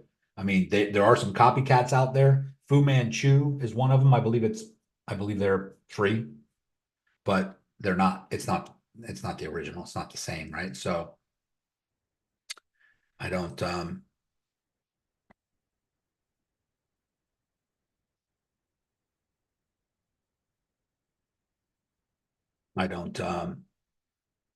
I paid for the original. I tend to do that sometimes. Whenever there's a copycat out there, I just go with the original. Plus, you get all the support. You get a tremendous support from them. You also get a referral link, all that stuff. Yeah, there's a cost, but you're also dealing with the real deal. Yeah, they were really helpful, like instantly getting back to me. Like the guy set it up for me. I couldn't believe, like 2 o'clock in the morning. Like it was unbelievable. Exactly. I agree. And they have their own whole, you get added to their Discord group. They don't give signals. They're not teaching you how to trade like we are. They're basically showing you how to use Market Cipher. And that's it. But what we show you, obviously, is in addition to learning how to trade or understanding Market Cipher, I just recommend people that get Market Cipher to learn how to use Market Cipher there, and then you learn how to trade. Because what you're going to eventually come to the conclusion is that once you get good at trading, you're going to use Market Cipher to confirm what you think is going to happen, and you're going to either be right or wrong. And you're going to see the Market Cipher, and you're going to be like, oh, that's exactly what I thought was about to happen. And when you get to that point where Market Cipher is telling you the same thing that you thought already was going to happen, then you pretty much don't need Market Cipher anymore. But Market Cipher is pretty good for those of you who don't know really what's going to happen yet, because it's taking every possible indicator out there and combining it into one, and it's basically telling you. Here, let me go back and show you. I mean, it's basically telling you what it's trying to be predictive, which instead of reactive. So when you look down here, it's pretty damn accurate too. I mean, when you see this green dot here, guys, I mean, that was right here. Boom, green dot, we did pump up. Green dot right here, it did pump up. And we do have some money flow curving around. You see this yellow right here curving around? You can see it happening before the red dot. Look at it right here. It's a very similar situation. Money flow, money flow, money flow, curve, red dot. Curve, red dot, boom. Money flowed all the way out. Money flowing in, money flowing out. And so it'll tell you what this green means, what this yellow means. This is the zero line right here. It's the flat line right there. You come over here and see the zero on this side. Anything below, when something gets below the zero line, it's flowing out. When it gets above the zero line, it's money flowing in. And so it'll explain what these waves are when they're above the zero line and when they're below the zero line. And this looks like a wave cresting. And when the light blue crests, and finally, like this one, it looks like it's cresting. It's getting smaller, smaller, smaller. Usually, what follows that is a red dot, and usually what follows a red dot is a drop in the price. So it's pretty. I haven't really seen any other indicator bundles that are as accurate. So that's the only reason why I paid extra for it and I use it. But you guys don't need it. we're going to teach you how to trade, but if you're taking trading seriously and you want to have all the best indicators on your charts, I don't, I mean, that's the only one I recommend. I don't recommend any other ones. Now, if I get rid of market cipher, I close that out, and the only other ones I will look at on a regular basis on the weekly time frame is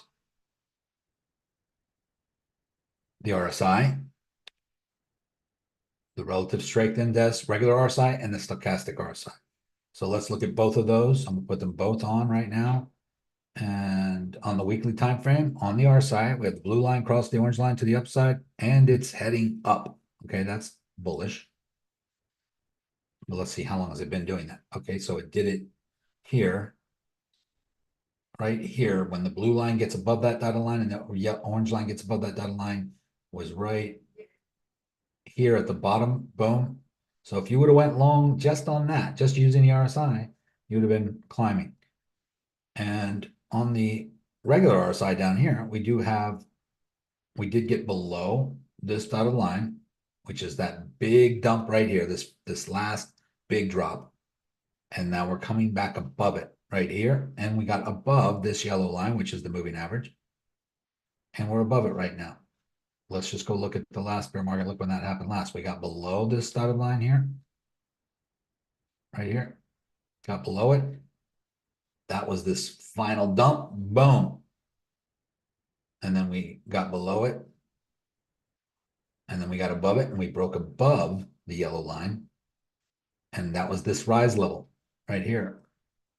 This whole rise level. You can see the right here. Watch, look at the dotted line going straight up to the price. We get above it and then we come back down and retest. That was this drop. And then we dumped again right here. Boom. And that's this one right here. We dumped back down below the yellow line, but we didn't get below the dotted line. So we did have one more final dump down to 15.5. And that could happen again anytime now. We could dump right back down to the yellow line. We are in this drop level. We're in the bear flag. We're in the downward trending channel. We're at the other side of it. I mean, it could happen any moment or not. This could be, maybe we just start climbing from here. That's also a possibility. But these are the two most accurate. And the good thing about the market cipher is that it includes the RSI and everything.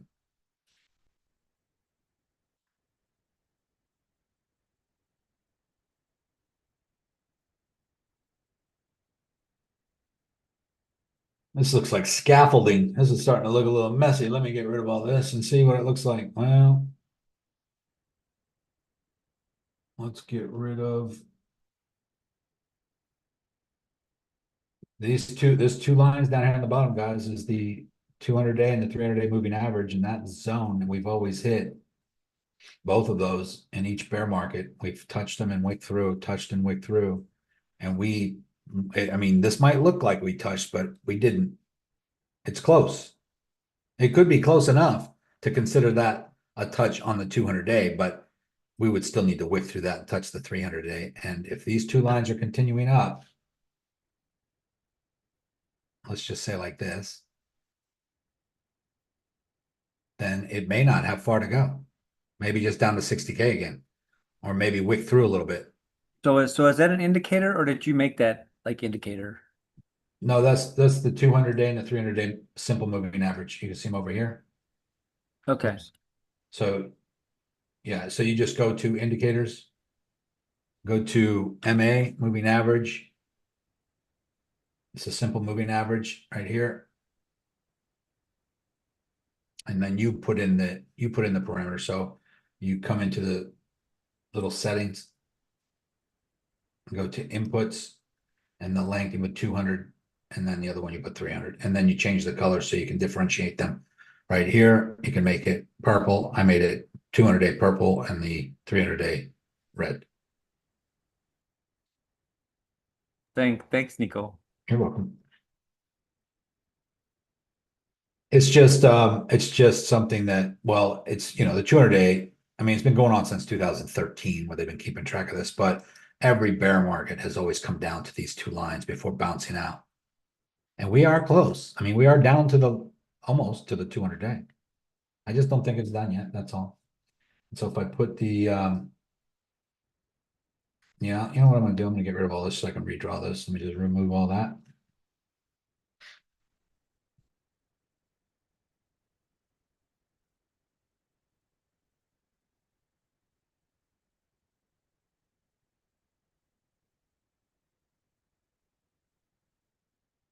Still in this channel, as far as I'm concerned.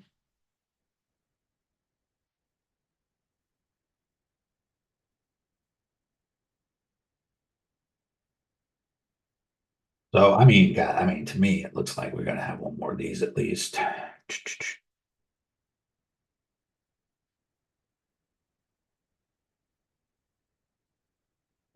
Now,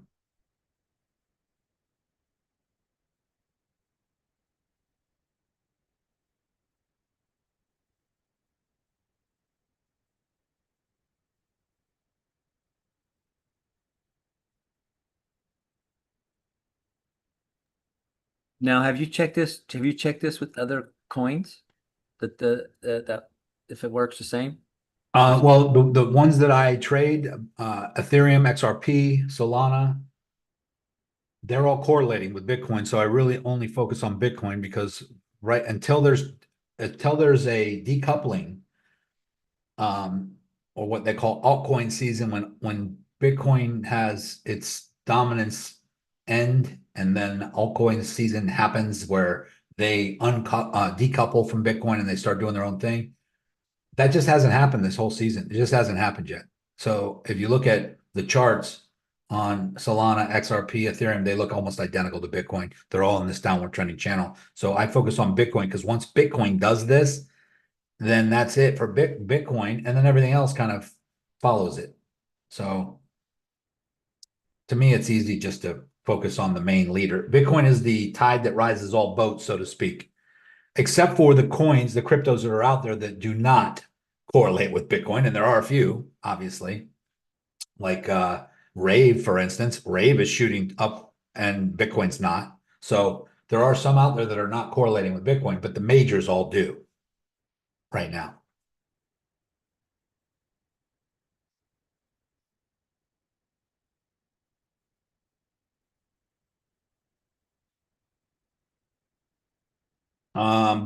Marion, please look at XRP. Yes, sir.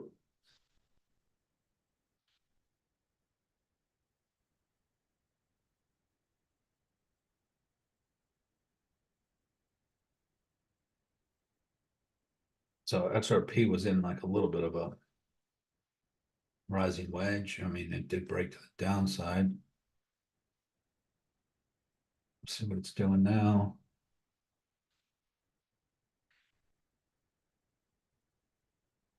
Holding some kind of weird support. Let's just zoom out a little bit so you can see, because XRP is still in the overall downward trending channel, just like Bitcoin. And it broke out of its, looks like my rave short was triggered. I just heard it, so that's why I looked. So as you can see, XRP did break its bear flag to the downside and retested, and now it's trending down right now so far. So when you say breakout, imminent breakout message, where'd you get an imminent breakout message from? Me? Let me go back into my signal channel. You talking about right here? Breakout is imminent. I think that's what you're referring to. I drew this. I posted this the other day. That was the 11th. Breakout imminent. I think it already did. Let's go back and look. That was, I think, what I was showing you right before I just altered all this.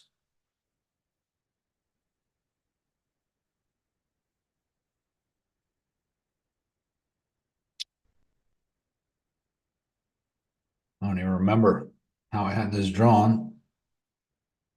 Maybe it was like that. Yeah.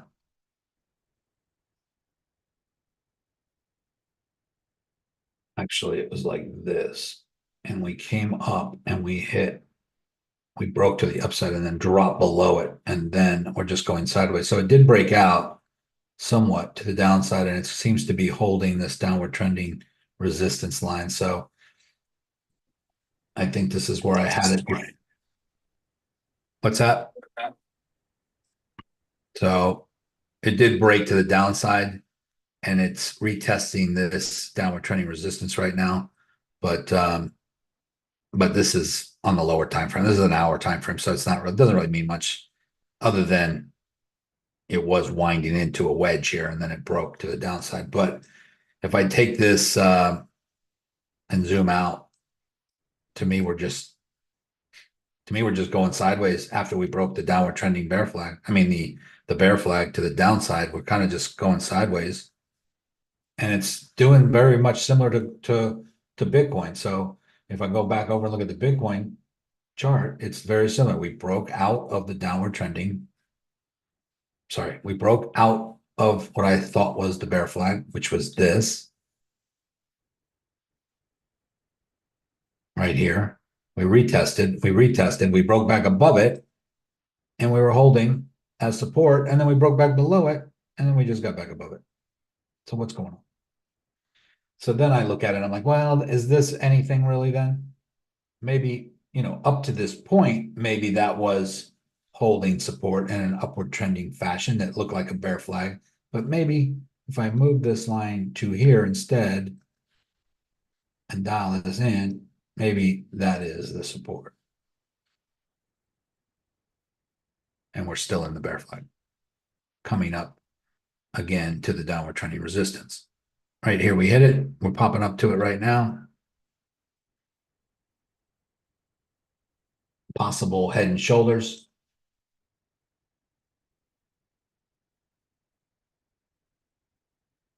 And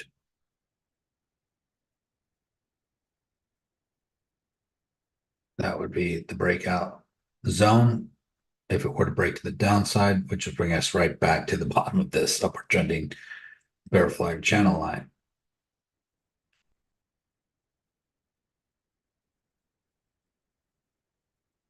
Sometimes it's not rocket science.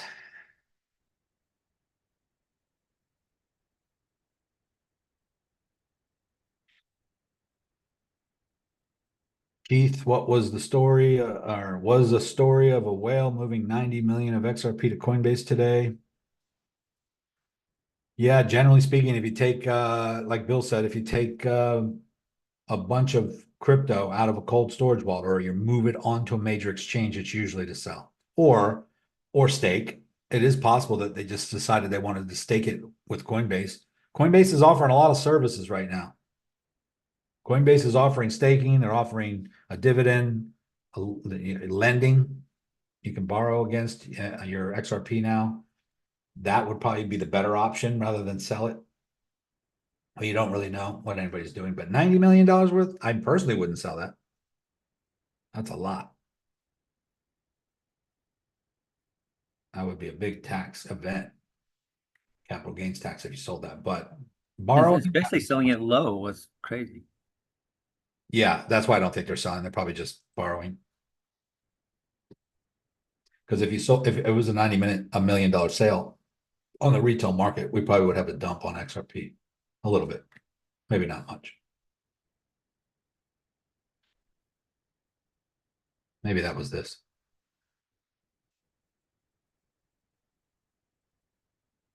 That happens all the time. So I don't think that's any one person selling. All right, guys, it is 1:52. Any other questions?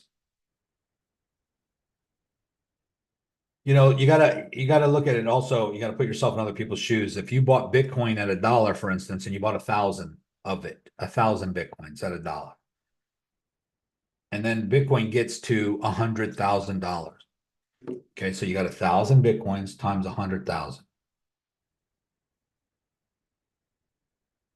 Now you got $100 million. Do you really care what anybody else thinks? If you want to sell and you want to just finally get out and say, screw this, I'm not going to stress out over crypto anymore. Life is short. 100 million should hold me over.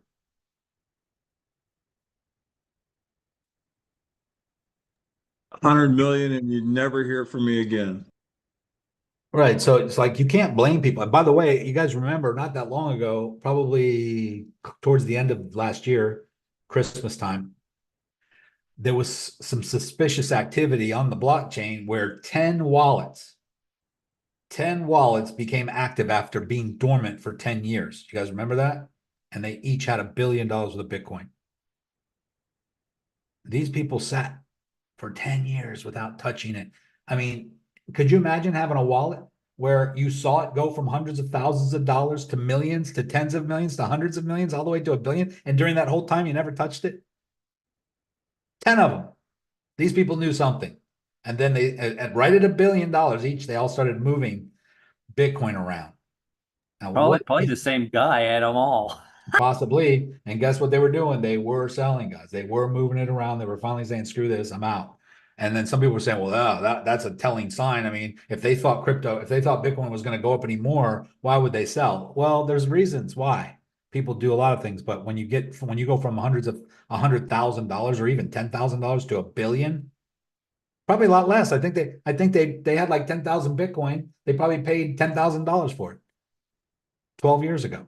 And now it's worth $1 billion. Just take the profit. It's done. Be done with it. Move on. Could you make another $1 billion if you wait another 10, 20 years? Yeah, but you can also get hit by a truck. You can also have a brick fall on your head from walking under your construction site of your brand new mansion. Why even care anymore at that point? You know what I'm saying? So you can't blame people for selling, but you also can't speculate as to why they're selling. It's not because the end of the world or they think Bitcoin's going to zero. No, it's because they just made their money. They're done. They did what we're all dreaming of doing. Realizing a huge realizing a huge gain, right? Yeah, they're just diversifying and retiring and living life. That's it. They're taking profits or moving it around, or maybe they're finally buying something, or that's it. Yeah. Or the game is over for them and they're just maybe they're setting up trusts and putting a little bit into different accounts for family members or whatever. You never know what people are doing. Dave Dingman said, Steve Miller, yep, take the money and run. There's some people do that. I would do it with a lot. I maybe I wouldn't sell the whole thing, but or even sell it at all, but I would borrow. I mean, with $1 billion worth, I would certainly borrow a couple $100 million and not worry about too much anymore. All right, guys, we're coming up at 5 minutes at the top of the hour. I'm gonna wrap it up. Any last questions before I do? It does look like right now we are still obviously in the downward trending channel, but Bitcoin is very close. I mean, it is extremely close to the downward trending resistance line. I mean, you can't get any closer than hitting it. That's what we're doing right now, hitting it. Look at that.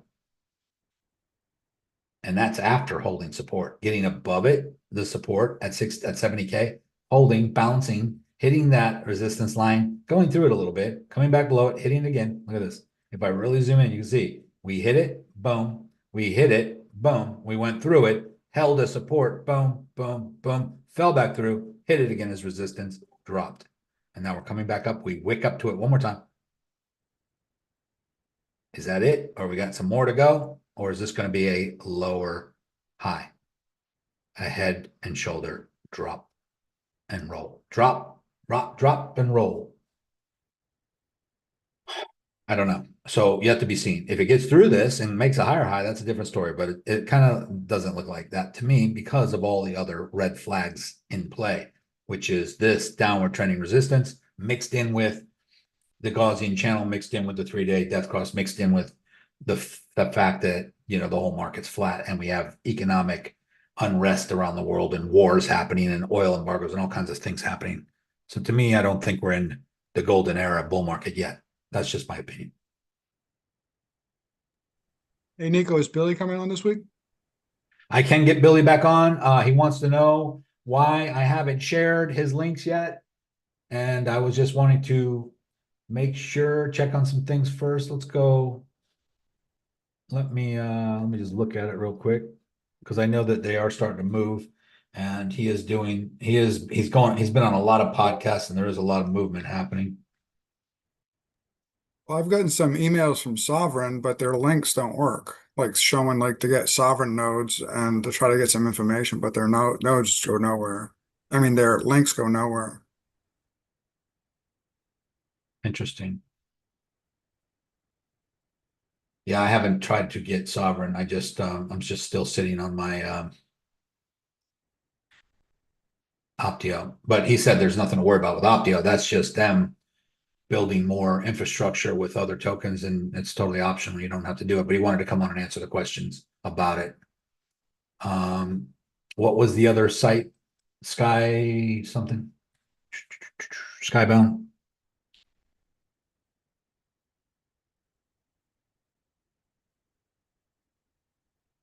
Was it Skybound?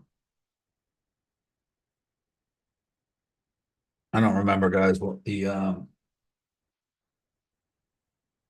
I'm pretty sure it is. I'm pretty sure it's but Skybound. was it .com? Yeah, And it wasn't .com, it was something No, else. it wasn't .com. Not So life or something. No, no. yeah, hold on one second. I'll find it right here.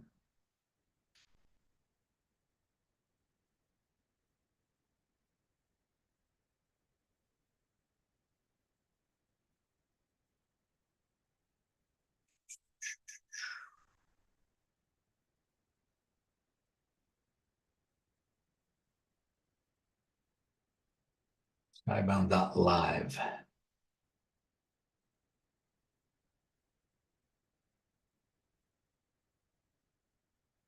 I mean, there's been 106 of the 2,000 claimed. So it might be moving a little bit, but I think they're still doing a lot of promotions, and they're getting, Billy's a good salesman, and he's got a lot of exciting things that are always going to happen. But I don't like to jump. I don't like to be too.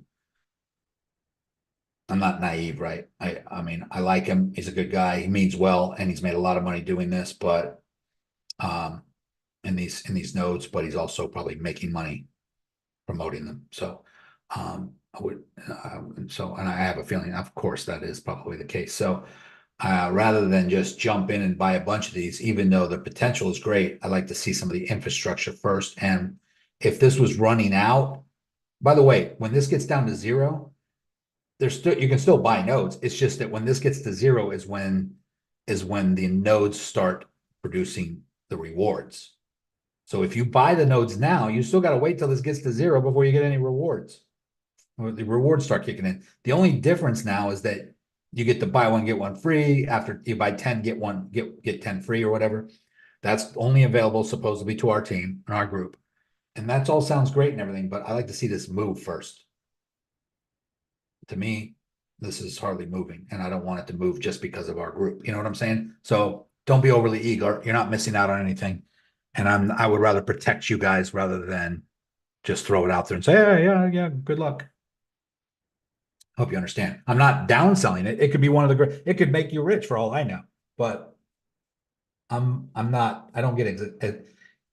I've been around long enough to where not many things excite me. Okay. Not many things at all. I was impressed that, he made so much money on Gala nodes but at the time when he told me about it, I wasn't impressed. I was the same as I am now. I'm indifferent. But if I would have bought the 10 Gala nodes like he did, I probably would have made millions from it. And so it's all timing. It's all getting, now, if you just buy every node that he throws out there because he is, and that's probably why he's made so much money in the node business, because they don't all work. They don't all take off when they say, but some of them do. And that's when the big money's made. And so it is risky in that regard. But everything in life it's worthwhile, right?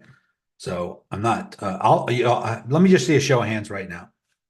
Is Chad still on? I saw Chad a minute ago. How do you do a poll on this thing?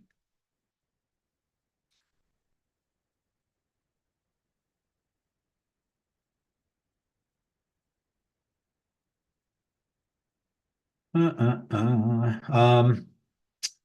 I was gonna say is yeah, I can't remember how to do it. What we can do is I'm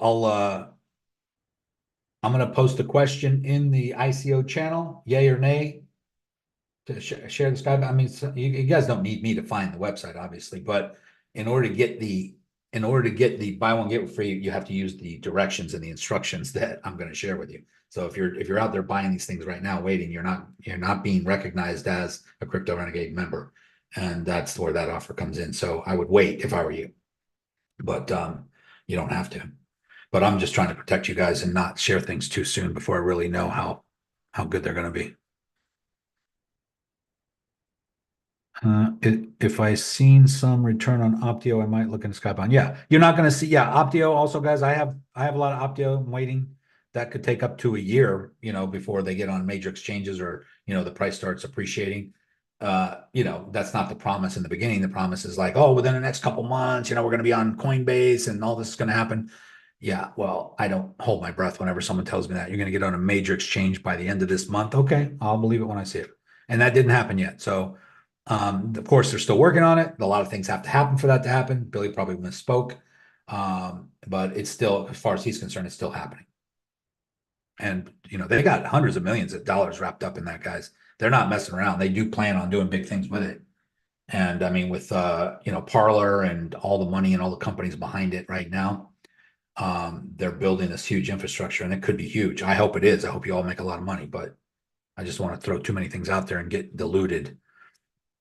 When we're right now coming to the bottom of a bear market as well, where you have just as much opportunity to make a lot more money being in control of your own money and going long or short on something like Bitcoin or XRP or Ethereum.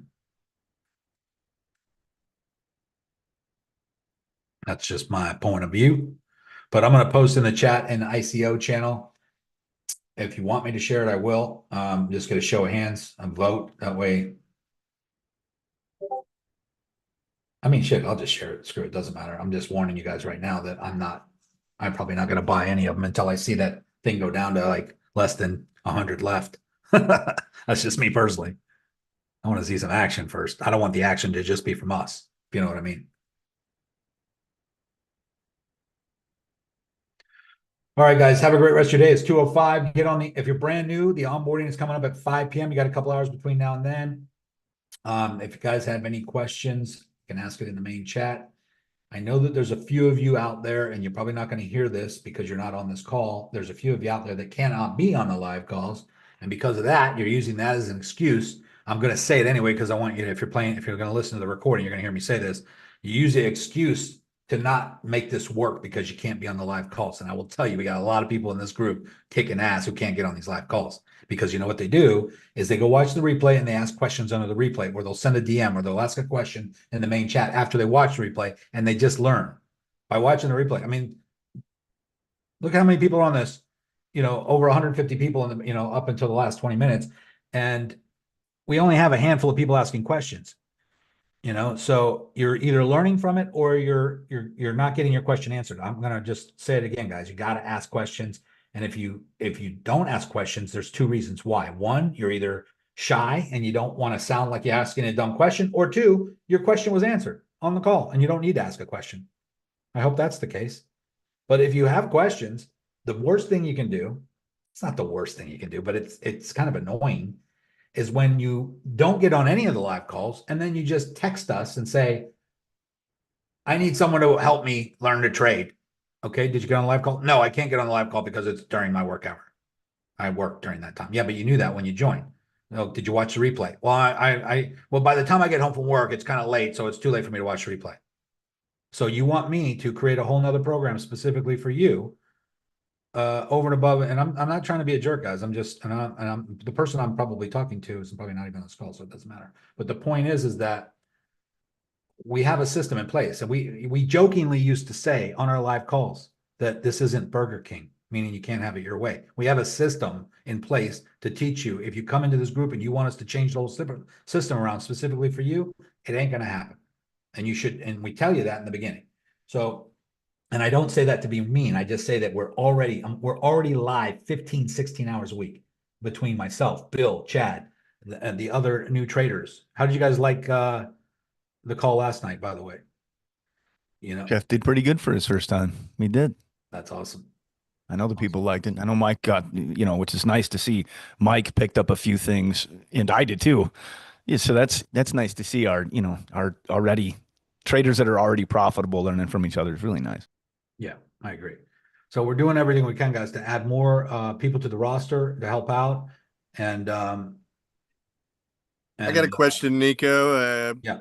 You know, that a lot of people probably want to know is if they're on Facebook and seeing all this stuff going on, people talking about, oh, you need to get your tokens XRP off of the exchanges and put it into a Web3 external wallet, Web3 wallet, you know, and a lot of people don't understand what that means.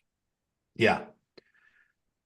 Yeah, guys. So if you see like influencers, we've gone over this actually a few times over the last couple months, that there's a lot of scammers out there. There's a lot of really good influencers out there that are trying to help you. But what the scammers will do is they'll find a video of a real influencer, someone who really knows what they're talking about, and they will create a separate Facebook group, and they'll name the Facebook group or their Facebook page the same name as that influencer, but they'll get one letter off. You know, instead of, it'll be like Jake Claver. But instead of Jake Claver, it'll be Jake Clever. You won't notice the difference. It'll be Jake Claver with 2 R's instead of 1. You won't notice the difference. And they'll post video of Jake Claver talking, but they'll mute out what he's saying, and they'll let him say what he's saying. But on the screen, there'll be words typed over his image saying, XRPs get ready to go to the moon. You need to protect yourself. You need a Web3 based wallet. Send me a DM or WhatsApp me for information on how to make sure you're set up properly. Well, you think it's Jake Claver putting that message there. You think it's the legit guy. So you send a DM, and guess what? Now you got some scammer helping you set up a wallet, and they're going to give you some links, and those links are going to go to wallets that they're going to have access to. As soon as you make your deposit, you're stolen. Your money's stolen. Please don't fall for any of that. Thank you, Paul, for bringing that up again. Most of that, 90% of that is scams. Make sure you know who you're talking to. Make sure it's the real official person, and don't fall for anything that says you need a Web3 based wallet. Web3 doesn't mean anything, guys. It's just the internet. So they're using that to make you confused. They're using that to make you think you're missing something that you don't have. And I personally use Decent. You don't have to use Decent. There's, Trezor, and there's all kinds of great cold storage wallets out there, but I use Decent, and my link is in the official links channel in a Discord, and you can certainly order one. It's a hardware wallet with a phone app, and then you have the hardware device, and then you just sync it together in order to make deposits and withdrawals. But you can always go on the app and look at your account balance and all that stuff.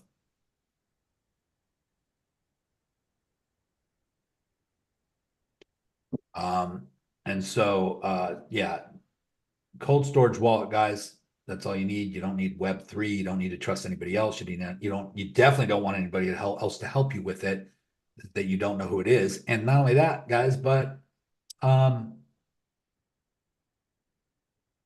don't buy any cold storage wallets from Amazon or any third-party vendor or supplier.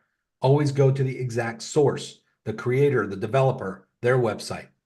That's the smartest thing to do. Doesn't mean that if you did buy one on Amazon and it's a scammer. I'm just saying that if someone else is selling them, you don't know what they did to them prior to you getting it, if it's not coming from the actual manufacturer. So always use, if you're going to order Tangent or Decent, always order it from their direct website manufacturer link. That way it's coming directly from the factory and not some third-party seller that could be a tech genius who tampered with it.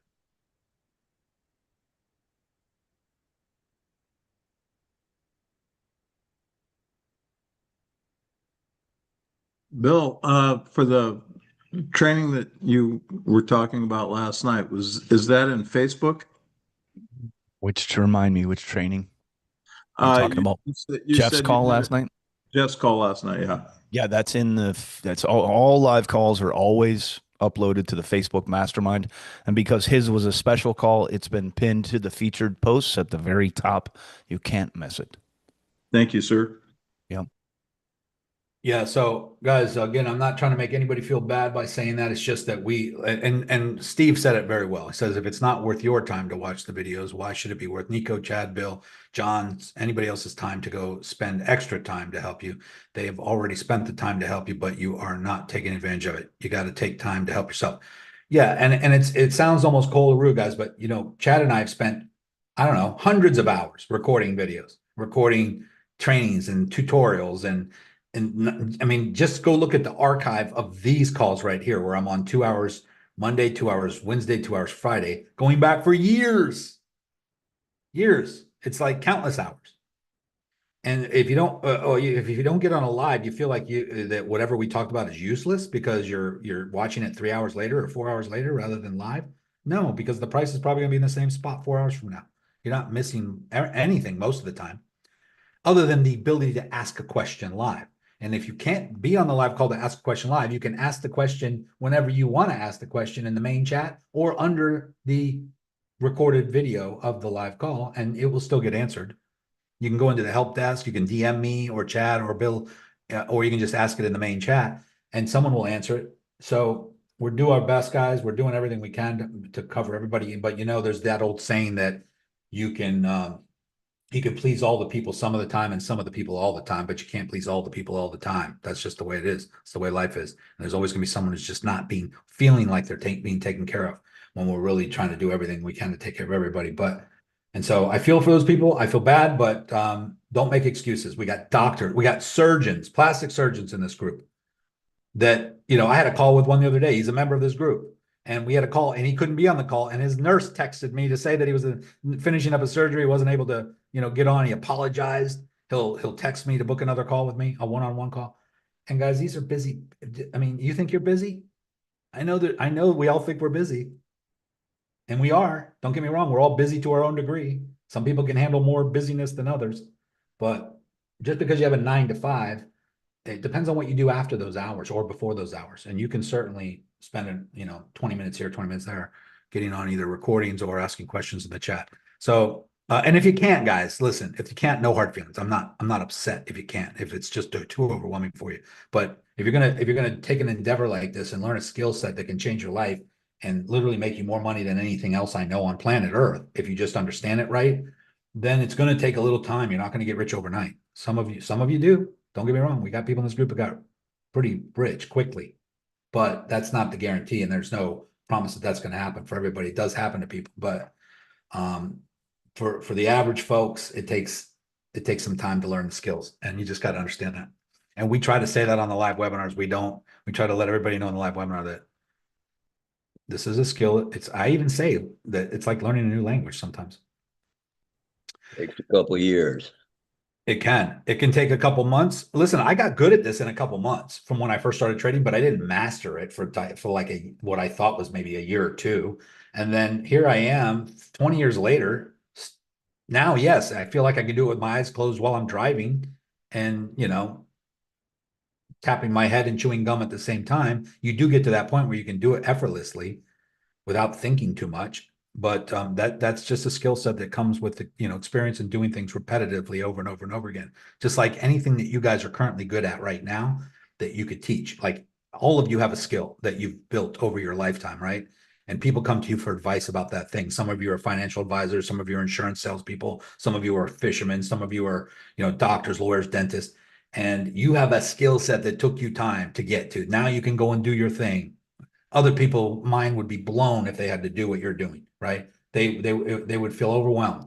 But after you do something for a little while, it doesn't take long before you become good at it. And then, I would say a month or two in this group, and you know more than 90% of the population when it comes to trading. And then, a few more months after that, you're in the top 1%. A few more months after that, your friends, family, everybody's going to be coming to you for advice.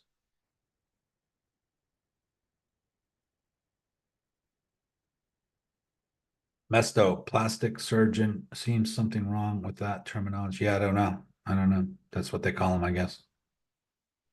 Thanks. All right, guys, I love you all. Anyway, get on the onboarding call if you're new. And again, any questions, just ask in the main chat or send a DM. And if you want to complain, that's fine too. send me a personal message. You can complain to me personally, but I would prefer not to see it in the main chat because all you're doing is, showing new people that there's something to worry about when there's not. Not everybody worries like everybody else. There's nothing really to worry about. Life is good. You're lucky to be here. And the fact that you're on this call and you have the ability to learn this skill and you have the technology in your hand and the devices and the internet access means you're in the top 1% of all the people on the planet. Be happy. Don't worry. Be happy. All right, guys. Cheers. Thanks, Bill. Thanks, Bill, and thanks, Paul, for bringing that up. Thanks, Jean-Paul. I have to always pronounce your name correctly. I have to do it with a French accent. All right, guys.